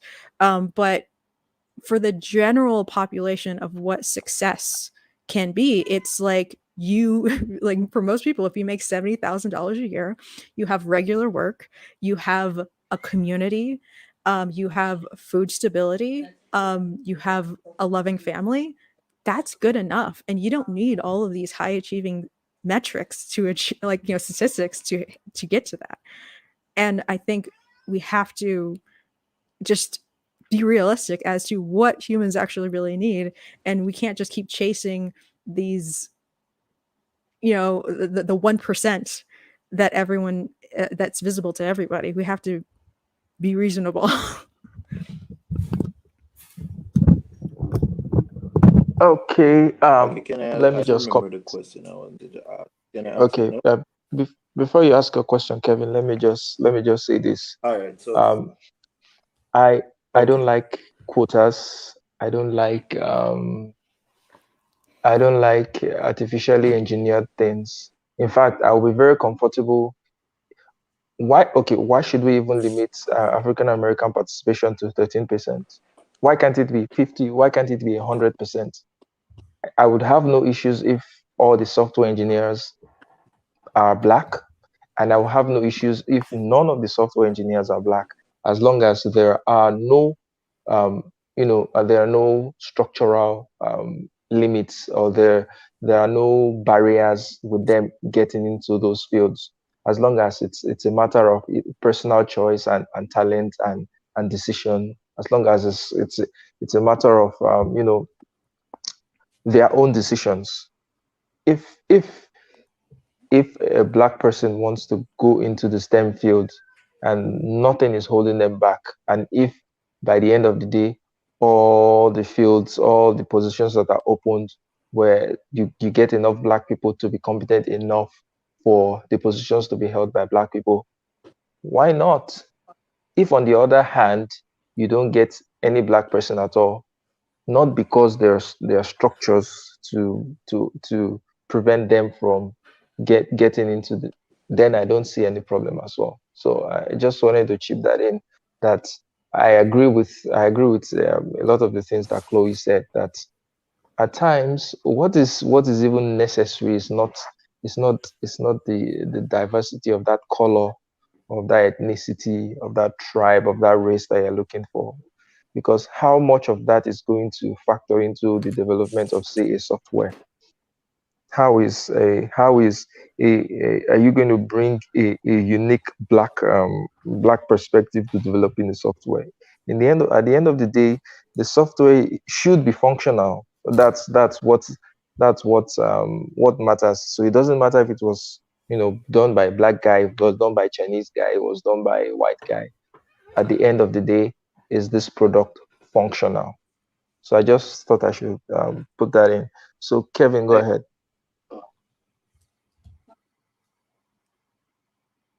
yes. So on quotas, specifically, I want to make the point. Then I ask the question. So with quotas, the thing about quotas, it's very very complicated when it comes on to quotas, because I think the problem in society is at times, and specifically to Kendi, is it's difficult sometimes to agree on what's the problem and what the problem is, or what the structural problem is.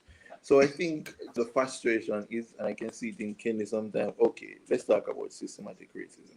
Okay, so there is a political source on the right. I think they like to say, okay, systematic racism. It's not intentional. It's not intentional. So I think what Kendi does to a certain extent is someone bite the bullet and say, okay, once there is in inequality in outcome, there's racism. And I think that's sometimes reductive to the conversation because I do think it's more complicated than that. And I do think that's what the problem with quotas. Quota does not address anything structural.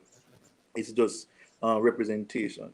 But my question about representation is this. I think Sheena mentioned something at a time previously about a black person said these people are not in the media is not representing me or whatsoever. But I think I don't think that's really the problem. My understanding of the problem is I do think we like representation too much, and that's the problem. I do think as a black community, we think that having Obama as a president is sufficient, or having Kamala Harris as a vice president is some great achievement. It's a great achievement, but I do think we think it's satisfying, and I do think that is one of the big issue. There's no incentivization there. Neither from us. We like to criticize politicians sometimes, but we are not incentivizing politicians sometimes to give us anything meaningful. Politicians know they can placate us with all this meaningless stuff, and we will still vote for them. So I don't think the problem sometimes is with the politician or with people we're electing. It's sometimes with us. I think the problem is we like representation too much, and there's no incentive there to fix the problem. I absolutely agree. I'm sorry, that was really a question, but it can be phrased like that. All right.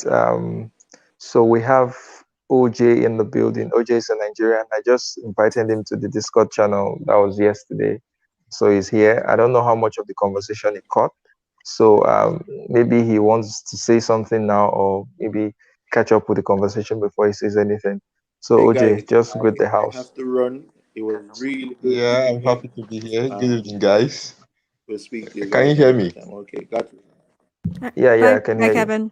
Hey, RJ. Okay, good evening. Yeah, I'm happy. I'm very excited to be here. I think I would like to catch up on the conversation. I'm just trying to follow up. For now, let me follow up. Then I will know when to come in. All right, great. Okay. So Hello. Mr. Mr. Billy. Pelu, Yeah, yeah, yeah. go ahead. Okay, okay. I've been able to listen and catch up a little bit. I want to comment on some of the things you said earlier, Charles. But it's like this. Yeah, maybe quotas might not be the best way to do this, but I think representation will be important because of maybe the psychological condition of the people and the nation and the culture trying to make people feel included. So that's how I see it. I mean, don't get me wrong, like that. I don't like that's how it is. Like we might say, oh, we should be quarters, but I don't really know of a really better solution right now. As a national policy issue because Yeah. is a lot of things.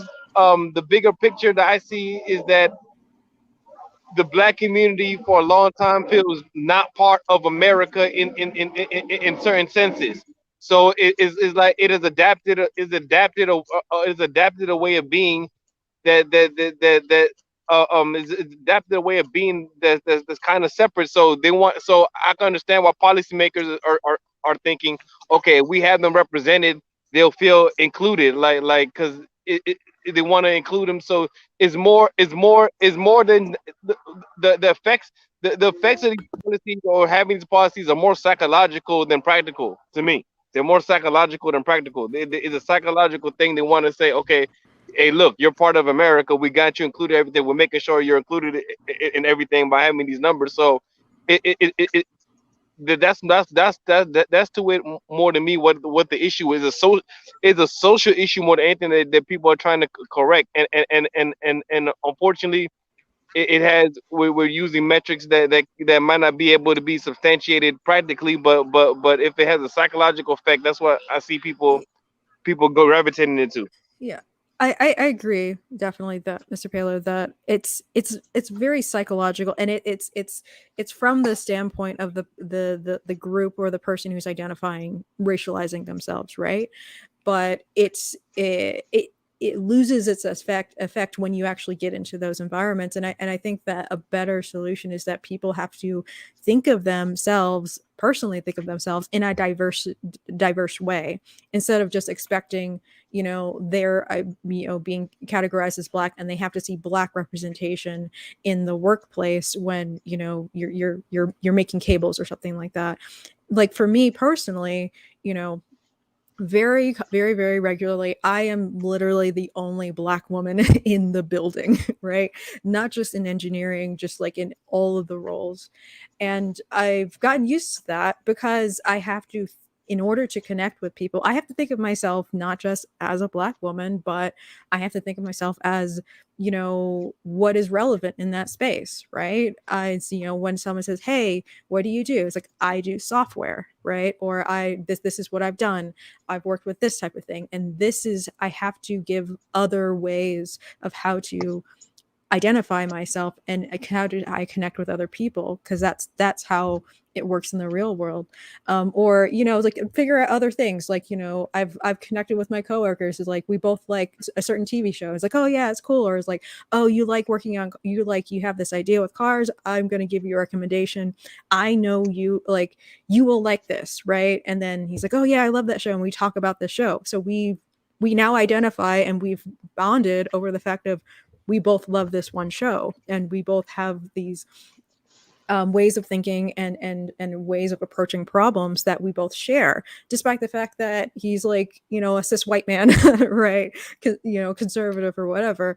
And like visually we're very very different, but we get along very well because we actually can find a way in which we can share an identity.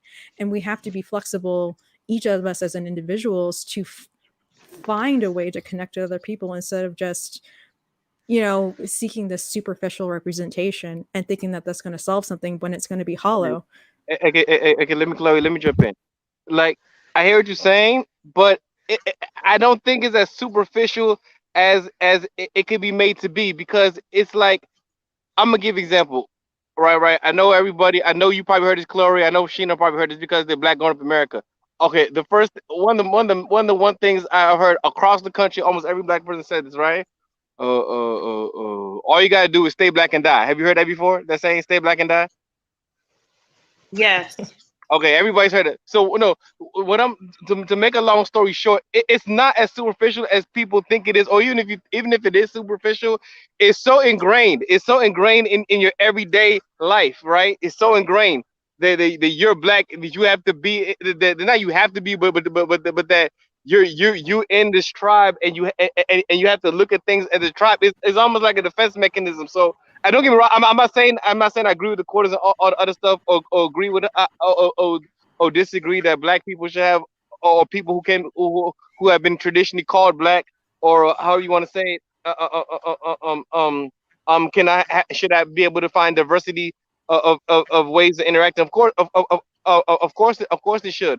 But at the same time, that link is still going to be there. That link saying, "Oh, I'm black." It's almost like thinking of yourself as a family in a way, or something. Is like it's like a security link, because the black community to this day, a lot of people don't trust America, right? I'm not saying it's the right thing or not. They don't trust it to do right by black people. I'm not saying I'm not saying everything that they're thinking is true or might be exaggerated, but where the smoke is, to make a long story short, where the smoke there's fire, right? So if you've been in a history of such and such treatment, right, you're gonna have the mentality, oh, I'm black, I have to seek security in blackness. It's a psychological security thing, right? So it's doing this, the quotas the best way to do it? No, but I would think an alternative mentality for blacks to identify with in terms of themselves and how to better engage with the world. Like the whole black community needs to develop a better way of interacting with people from outside of quote unquote blackness. And I don't think that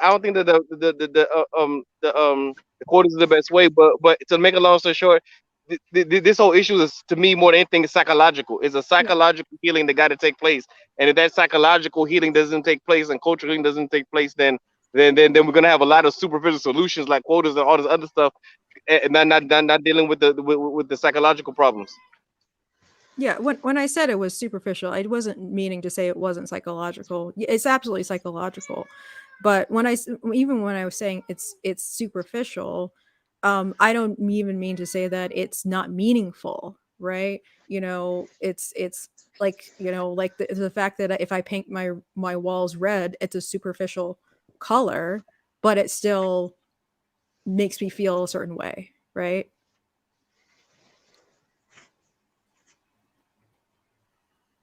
Yeah, yeah, make you feel a certain way. Yeah, okay.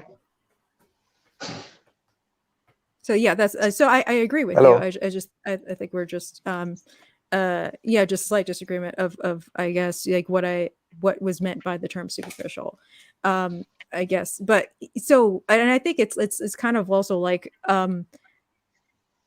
it's an issue of from people who are far away, they're speculating as to what would make like let's say increase the number of black people in a particular workforce, right?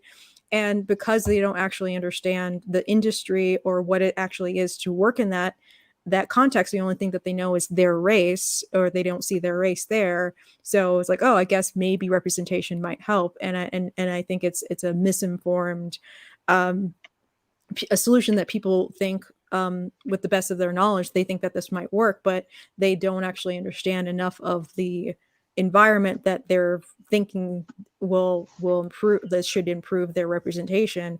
They don't actually know what would help. And and for example, like Amazon, these big tech companies, they're really actually are trying to increase the number of people of color and outside of the Asian community in there in their workforce. But um, there is a fact of like, do these people of color actually want to work there, right? And so it's a kind of game that is being played, and it's would getting a black person working at Amazon, for example, would that how would that affect the statistics of intergenerational wealth in impoverished communities? It won't. But it's an easy metric to kind of, in terms of quota, it's an easy metric to actually attack, right? It's like if you're a hammer, all of your problems are nails. You're going to go for the solution that you can easily achieve and say, like, see, I did it, done. And Yeah, you're going to avoid the harder problem of figuring out exactly what the problem is, doing like a root cause analysis, and then finding a dynamic solution that actually addresses it. That's the hard part. But people just representation is easy, so people it's an easy answer people fall to. Okay, let me use this example to bring in OJ into the conversation. So OJ, basically we're talking about diversity, equity, and inclusion. And so in my country, Nigeria, we have what you call the federal character principle, because we have more than 500 tribes in the country. We have yeah, many ethnicities and the rest, and we have different regions. So say in the federal character principle states that in the cabinet of the president, there has to be representations from the various regions and all that. And even the political parties, they have a sort of unwritten gentleman's agreement where they get to rotate the presidency between the regions, saying, okay, the North has ruled for 8 years, the South has the rule, the West has the rule next, and all that. Now, even Yep. though even though that is the case for in quote representation, it hasn't translated into anything better for people of any of these regions. So for the fact that you have someone from say my country, area, the Niger Delta region, as part of the cabinet of the president, doesn't really translate into something measurably better for my region. But to the point that Mr. Pelu was making, there is a sort of Okay. psychological, how will I put it, psychological or um, social understanding that, okay, I feel more represented by this government because I have someone who is from my region as part of this government. You understand? So that is there. But the major thrust of the conversation today is that we're asking, is it actually necessary for us to have that kind of representation? Does it make sense? Is there any utility in having representation for the sake of representation? So I don't know if that's enough for you to jump in, OG. Yeah, yeah. Thank you. I think it's enough for me to know what the discussion is all about. Can you hear me? Yeah, we can hear you. Can you hear? Yes. Okay. I think it is very, very necessary for we to have such systems because we need to have principles. We need to have a set of rules that governs us. That having the system of federal character to help assist us who we put into uh, our highest level of authority is very important because without these rules, without these policies, it becomes very, very difficult to do. It's like things will be in chaos, to use the word. So I don't see anything wrong with the federal character as it applies to Nigeria. Uh, these are the things that helps us, that puts us together. It's just that for a long time, these the federal character thing has not been followed. So there is, as we say, I said, because of corruption, nepotism, and then tribalism in the country. So if we are able to truly follow the federal character and have a fair representation of of the different tribes in Nigeria, I think things we go well. There will be significant improvement of in the human conditions of living. I don't know what is the for now these are the things that needs to guide to that needs to guide. The federal character is there, and I think I really buy into it. It's just that we have not embraced it fully, and it has a lot to do with Okay, overall everything that is humanity. okay, OJ, I have a question for you. Yes. Okay, now let's say the federal character principle has, to whatever extent it has been, implemented so far, do you Yes. think that it has in any way made life better for people from a particular region? Take for example, Yemi Oshibanjo is from the southwest, and he is the vice president now. Has that translated into any measurable benefit for the southwest?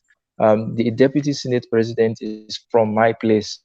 Has he being there, has it translated into any measurable benefit for my place? So do you think that having that representation would have been, is it better than having competent people? Take for example, let's say the man that will do the job, that can do the job, is from the north. Is from the north, but he's going to do something that will benefit my place. Should I push him away and put in someone for my place for the sake of representation while sacrificing competency? That's what I'm asking. Okay. Federal character does not take away issue of competency. I don't think it does at all. It's just for you to identify the right people that should be in public offices. Uh, Somehow, yes, it has favored a particular set of people. It has benefited some certain group of persons. So it doesn't really takes away competency or puts incompetent people in the position. So what matters is we identifying the persons identifying the persons that should be in positions of authority.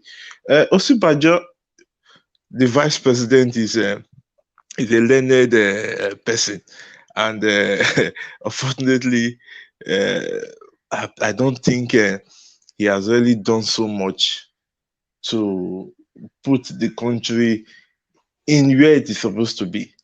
Uh, if we continue to allow ourselves to be blinded by uh, um, probably because of tribes and all that, then we not be seeing the bigger picture. Uh, Federal character, like I've said before, does not take away competent people from ruling us. So it's when we become probably myopic with who we are choosing. If I say, okay, if it is time for the northern persons to rule, and then it's for us to look at who are those northerners that we've deemed fit, that we deem that are qualified to be in positions of authority. And there are many northerners that can do that. It is not just some certain group of persons that have been ruling us in the past. So I think in every tribe, for every group of persons, you have more a million persons that can do that can do the job. I think that is it. It doesn't take away a competency. All right. And So thank you, OJ. Yes. yeah. I wanna add to that. I wanna be if I can. Yeah, like I said, you see, the way I see it is this: these things came into place is not necessarily. I know Chloe's talking about, okay, what if Google hires somebody, a black man? Does it help intergenerational poverty in in the slum in Oakland somewhere? No, it's not going to. Not that's not going to solve the issue. But it's a psychological thing more than anything. Is how can what can the relevant policymakers do to psychologically make black people feel like they're a part of America? That's the main thing. Exactly. It's psychological. It's almost like I can understand what OJ was talking about Nigeria.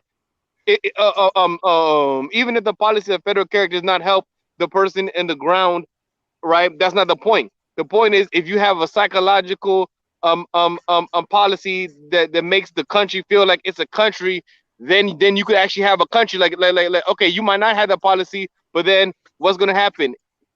It's gonna be secession movements all over the place. It's gonna be secession movement. That's basically what happens in Black America. Black America is almost like a nation within itself. So they're trying to integrate the nation, the blacks into the nation. And don't get me wrong, I don't think that's the best way to do it, right? But I know where it comes from, and I think we have to address I think we have to address the psychological factors more than anything. If you don't address the psychological factors of why people feel disconnected from the country, because it's a reason why people feel disconnected. They don't feel disconnected for no reason. There's a reason for it. I'm not saying that the strategies they're using are the best strategies, but you have to address the inclusion issue.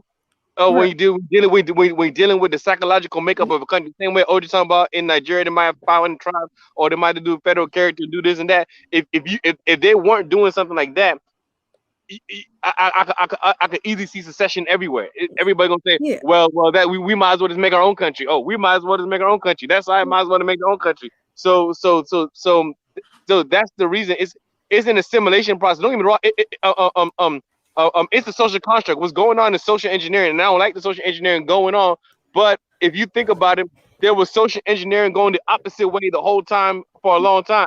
If you look at even the way America was structured from the time, I know I'm saying that things are going to be very debatable and controversial, but to make a long story short, I could if you really want to look at the historical record, you can see that the America was built to favor a certain type of people coming from Europe, right? From its inception, right? Even by the way the laws were written and the institution, right? Now, now that was social engineering. We had all the social engineering in America for all these years. Now what they're trying to do is reverse social engineer, or do a different type of social engineering. Don't get me wrong. I don't agree with all their policies, but we have to address the psychological effects that are making people feel unincluded, and and and know that is I know we got into the thing about superficial now, but know that these things are deep. It's not necessarily it's superficial like your blackness or what you've been through or your reality of your because you understand because people live in certain environments and certain communication. They have a lines of communication with each other, right? So you might be you might think that oh everything's fine, Danny. You don't gotta think oh, you're a black person, that or you don't gotta think this, that, and third, or you don't have to be in this box. But guess what? A lot of people not ever even gonna hear the things you're saying. The things you're saying, they're never. You might be onto something great, right? But if nobody could hear it because they don't have a line of communication with you, then they're not it's not gonna reach them. You know what I'm saying? So these lines of communication is there. Now, the only thing I can say is that the black people in America and then around the world will have to develop internal systems of exposing themselves to the world in a more healthy fashion, right? But those lines of communication are there, and the line of communications with people are different aren't there, and there's a reason why they aren't there. You know what I'm saying? So it's a lot it's a lot to the inclusion thing, and yeah, it's a lot to the Yeah. it's a lot of So psychology to the inclusion thing. I don't disagree with you, and like we completely agree that it's psychological, and but the problem I have with it being very psychological is that you can easily present an image that sways a person, um, either one side or the other side, irregardless of the reality of it. And so, I mean, if we're in a if we have people who believe that black people aren't accepted in society and they are not exposed to examples of where black people are accepted in society, no matter how much we actually do represent people, quote unquote, into these places, they can always be fed an image in which they still believe that enough black people aren't in these spaces, right? You know, it's not advertised that my company has as many black people employed in it as it does, right? So from the outside, someone can make, you know, an off statement about my company. He's saying like, oh, they're all white. And someone can have like this idea that my company is deeply, deeply anti-black because they don't see, you know, the reality of what my company is and how people, you know, interact with every day. And so it's psychological, right? But like, um because it's psychological, you can make up any image that you want to affect the psychology of people. And so it's very swayable. It doesn't matter if you know, things are actually pretty good for some people or in some industries, or you know, things aren't as bad as they are, as long as they are fed the psychological image that everything is bad and is getting worse. It doesn't matter what even people do, unfortunately. And that's the problem I have with, you know, people giving in to the psychological solution, because I don't think it's sustainable, because there always can people who decide to manipulate that grievance. Okay, yeah, And yeah, and so and I agree, like, you know, internally, you know, black populations in America need to figure out how to connect with other people in other ways in order to kind of get over this. And what is the solution of getting over that, the attachment to the psychological aspect? I don't know. I think that is a big problem.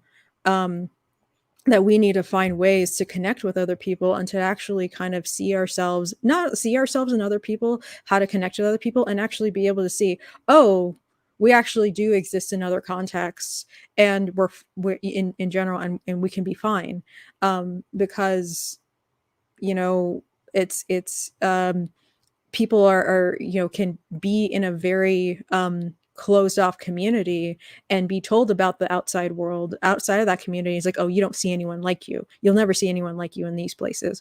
But they don't know that if they actually were in those places, they would, or they would find people that they can connect with, that they share values with, that they can break bread with. And so that's the problem I have with, you know, the psychological thing, is because you could be swayed either way. Someone could be manipulated, like everyone loves you, everyone accepts you, and then people are talking behind their back, but they just think everyone's fine and dandy.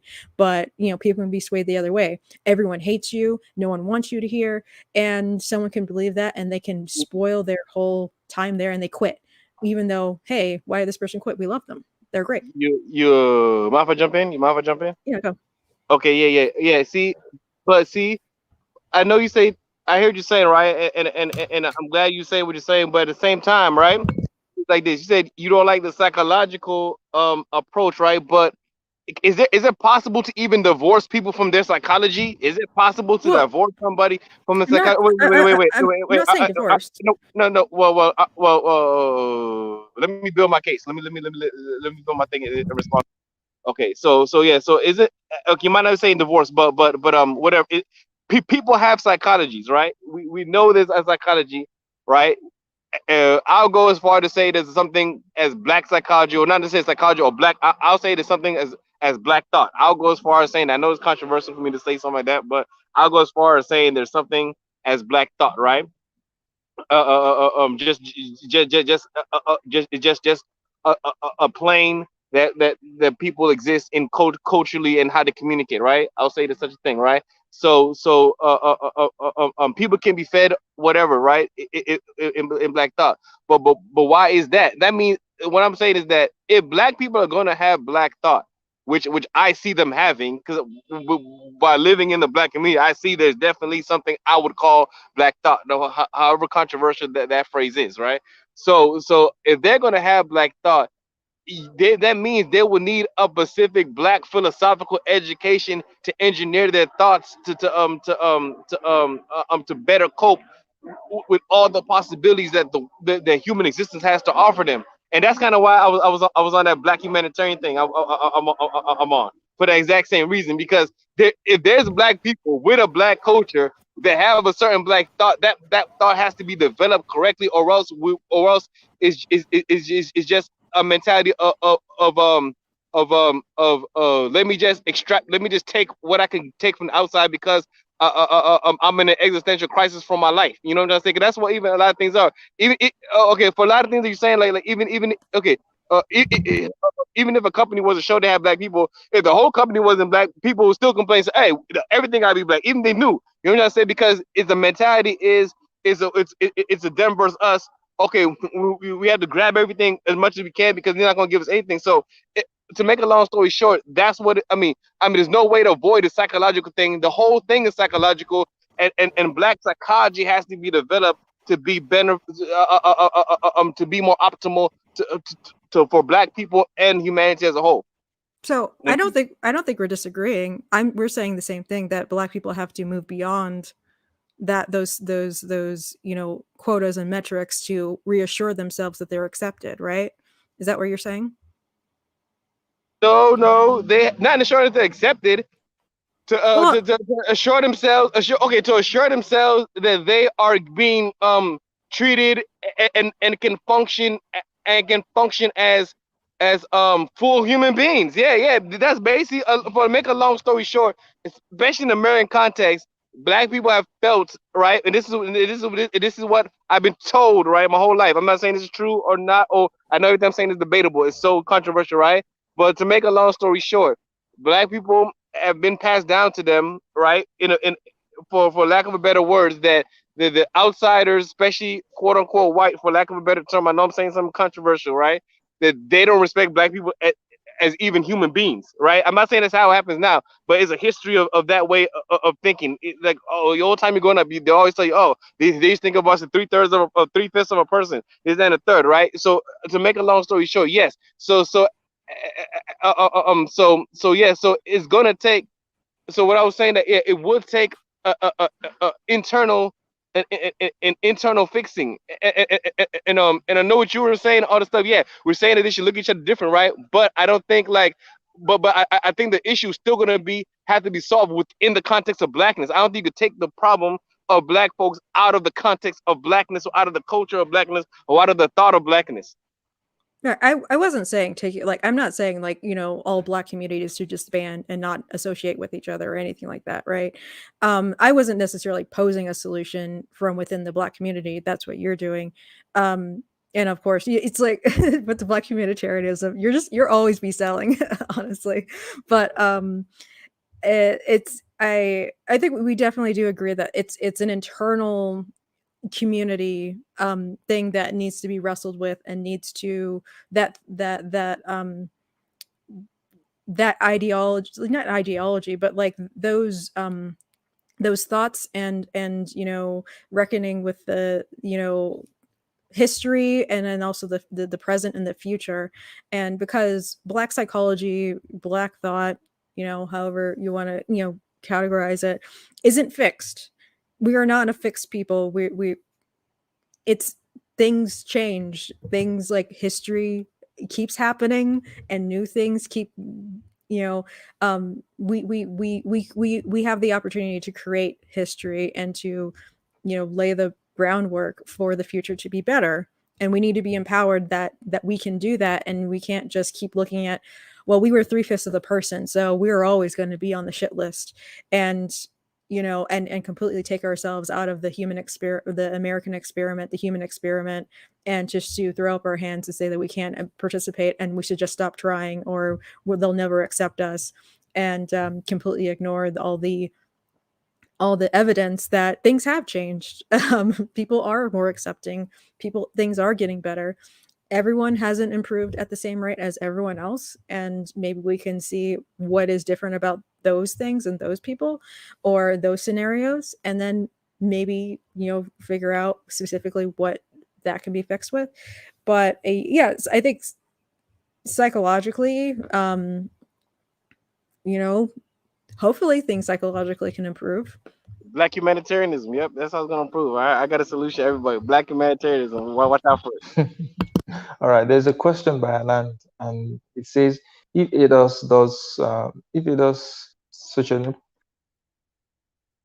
socio-economically did well, would any of this psychological and self-image stuff matter? Yeah, that's what I'm saying. It is when the psychological self-image stuff matter, if they did no, it won't, because okay, because yeah, okay, it might, but I don't think they'll do better in all the ways until their psychology is complete, because they might do better in certain aspects, but then there'll be people who don't, and it's still gonna have that psychological drag. They need blacks in America and worldwide, from being somebody from a foreign country to, I'm gonna say worldwide. They need a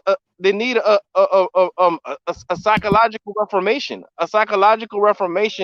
to give them a better civilization understanding, where they could take from the entire world and contribute the entire world in a healthy, holistic manner, which they haven't done by means of history and geography, and there's a lot of factors that made the black world what it is and what they went through. That's a whole history lesson about the different points of contact, from the Trans-Sahara to the East Africa to the Indian Ocean to the transatlantic world.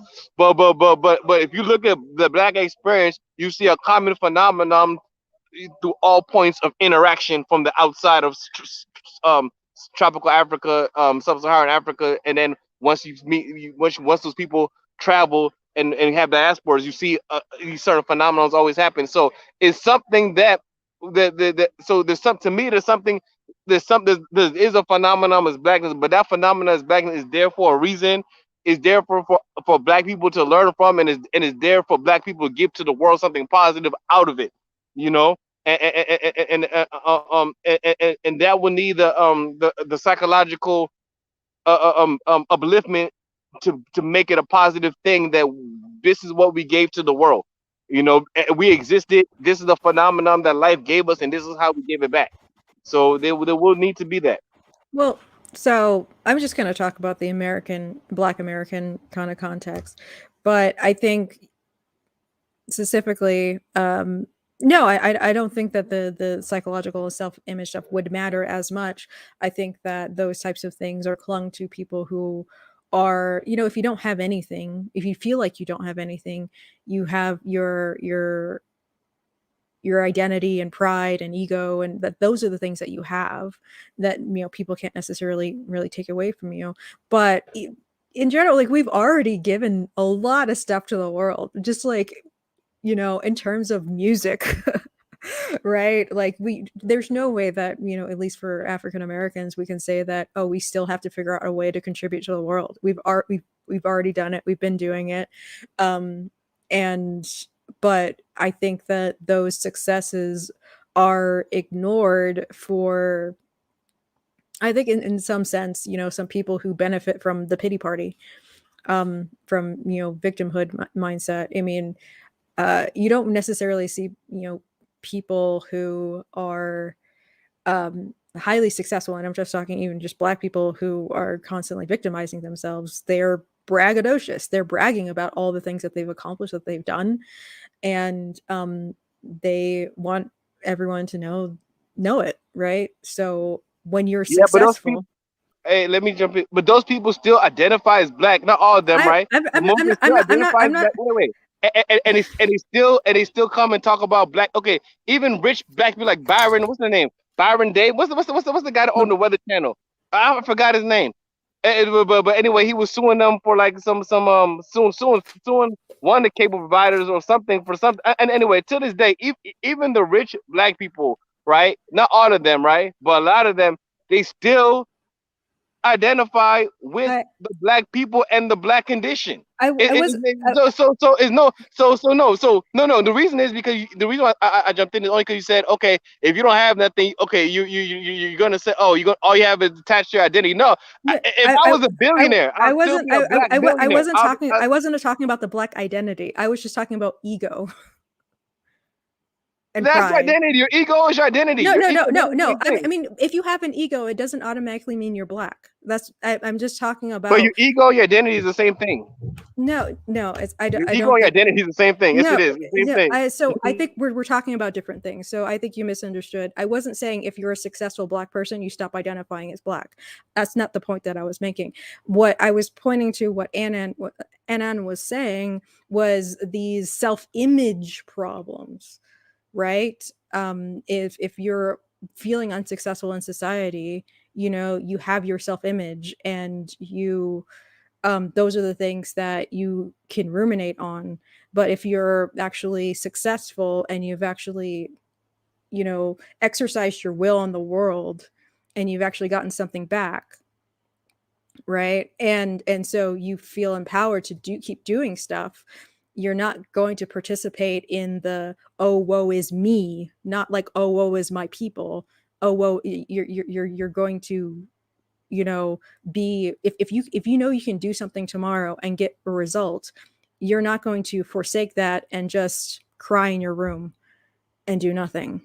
Yeah, but black people is not crying in the rooms do nothing. Like where you see them crying in the room not doing nothing, they doing it. Even if they're doing it illegally, they're doing something. I mean, I think people exaggerate the pity party. It's No, not really a yeah, pity party. No, again, wait. No, when and I'm gonna tell you. See, a lot of the pity party is just acting to get more concessions. It's almost like concessions. It's almost like it's like poker facing. It's like a lot of things black people do is just to get more stuff out of America because they think they've been shorted this whole time.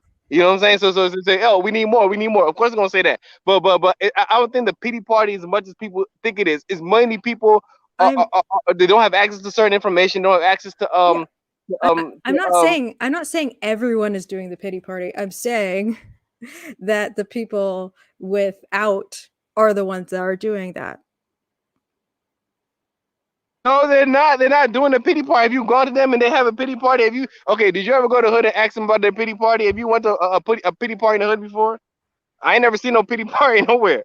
It's like people project certain things and they don't understand. Some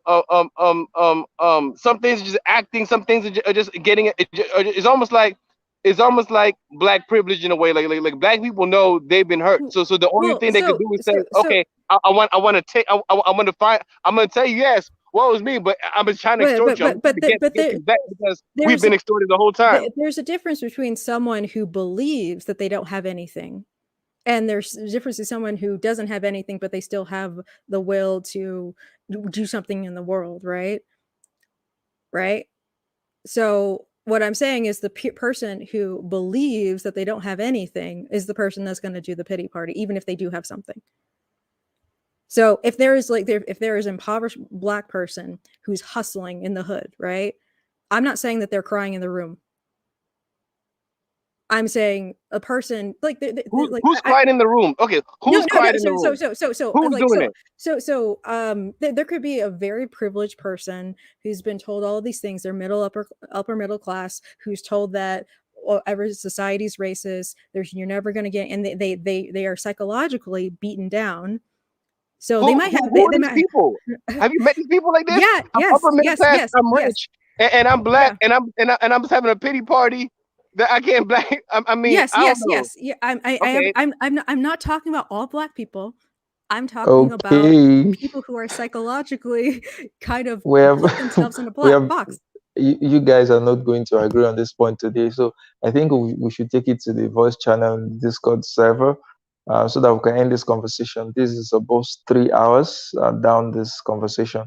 So, Mr. Pelu, your closing statement for us tonight, and Chloe, yours, then we'll end here for today. okay, yeah. Thanks for having me. Thanks, Chloe, the wonderful, intelligent Chloe, for being here. Thanks to everybody else who came. I know, because I know everybody lives in a different time zone, so the schedule is not the best for me, so I come in the end. But that's understandable because I live in different time zone than everybody. Yeah. But thanks for having me. Like this is exactly what I said.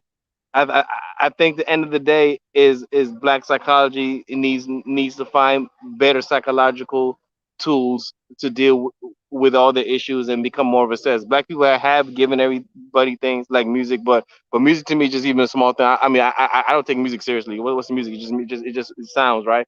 But like civilization, it's time for blacks to get into of a world class civilization, not just in America, around the world. But I think Black America is definitely part of the Black world. It's part of blackness, and the phenomena of blackness is affecting blacks in America the same way it's affecting blacks in the Caribbean, the same way it's affecting everybody. But I think we need to. I think blacks internally need to rethink blackness in order to really be included uh, uh, uh, uh, um, um, um, in the table of human civilization and contribution and development and progress going forward into the new century, or else it'll be a problem for us if we don't. So the work is cut out. The imperative is there. Thank you for having me, Charles. That's it for me Thank you, today. Mr. Pelu. Thank you. Those were powerful words. Thank you. Chloe, over to you. So, getting back to the topic of diversity, equity, and inclusion, I think that especially diversity, obviously, we need more diversity, but on meaningful metrics. We need diversity of opportunities. We need a diversity of, you know, options for different personalities, different skill sets, different interests. Um, because everyone is not going to go for the same path, and we need a diversity of like metrics of success. um, and in terms of inclusion, I think it matters in terms of the context of what space you want to include people in, but there needs to be a reasonable of diversity of different types of inclusion, like different skill sets, different expertise, different levels of different ways of thinking, of course. But I guess the tricky part is the equity is, that's the amorphous thing that, people want, but they don't necessarily know how to get there. And as Sheena has mentioned, the numbers don't necessarily add up because, you just end up shuffling people around and you'll never achieve this, golden cow of equity. And let me think. And it might appear to be a false goal if we have to pin it, like we were putting it in the same category as things like diversity and inclusion.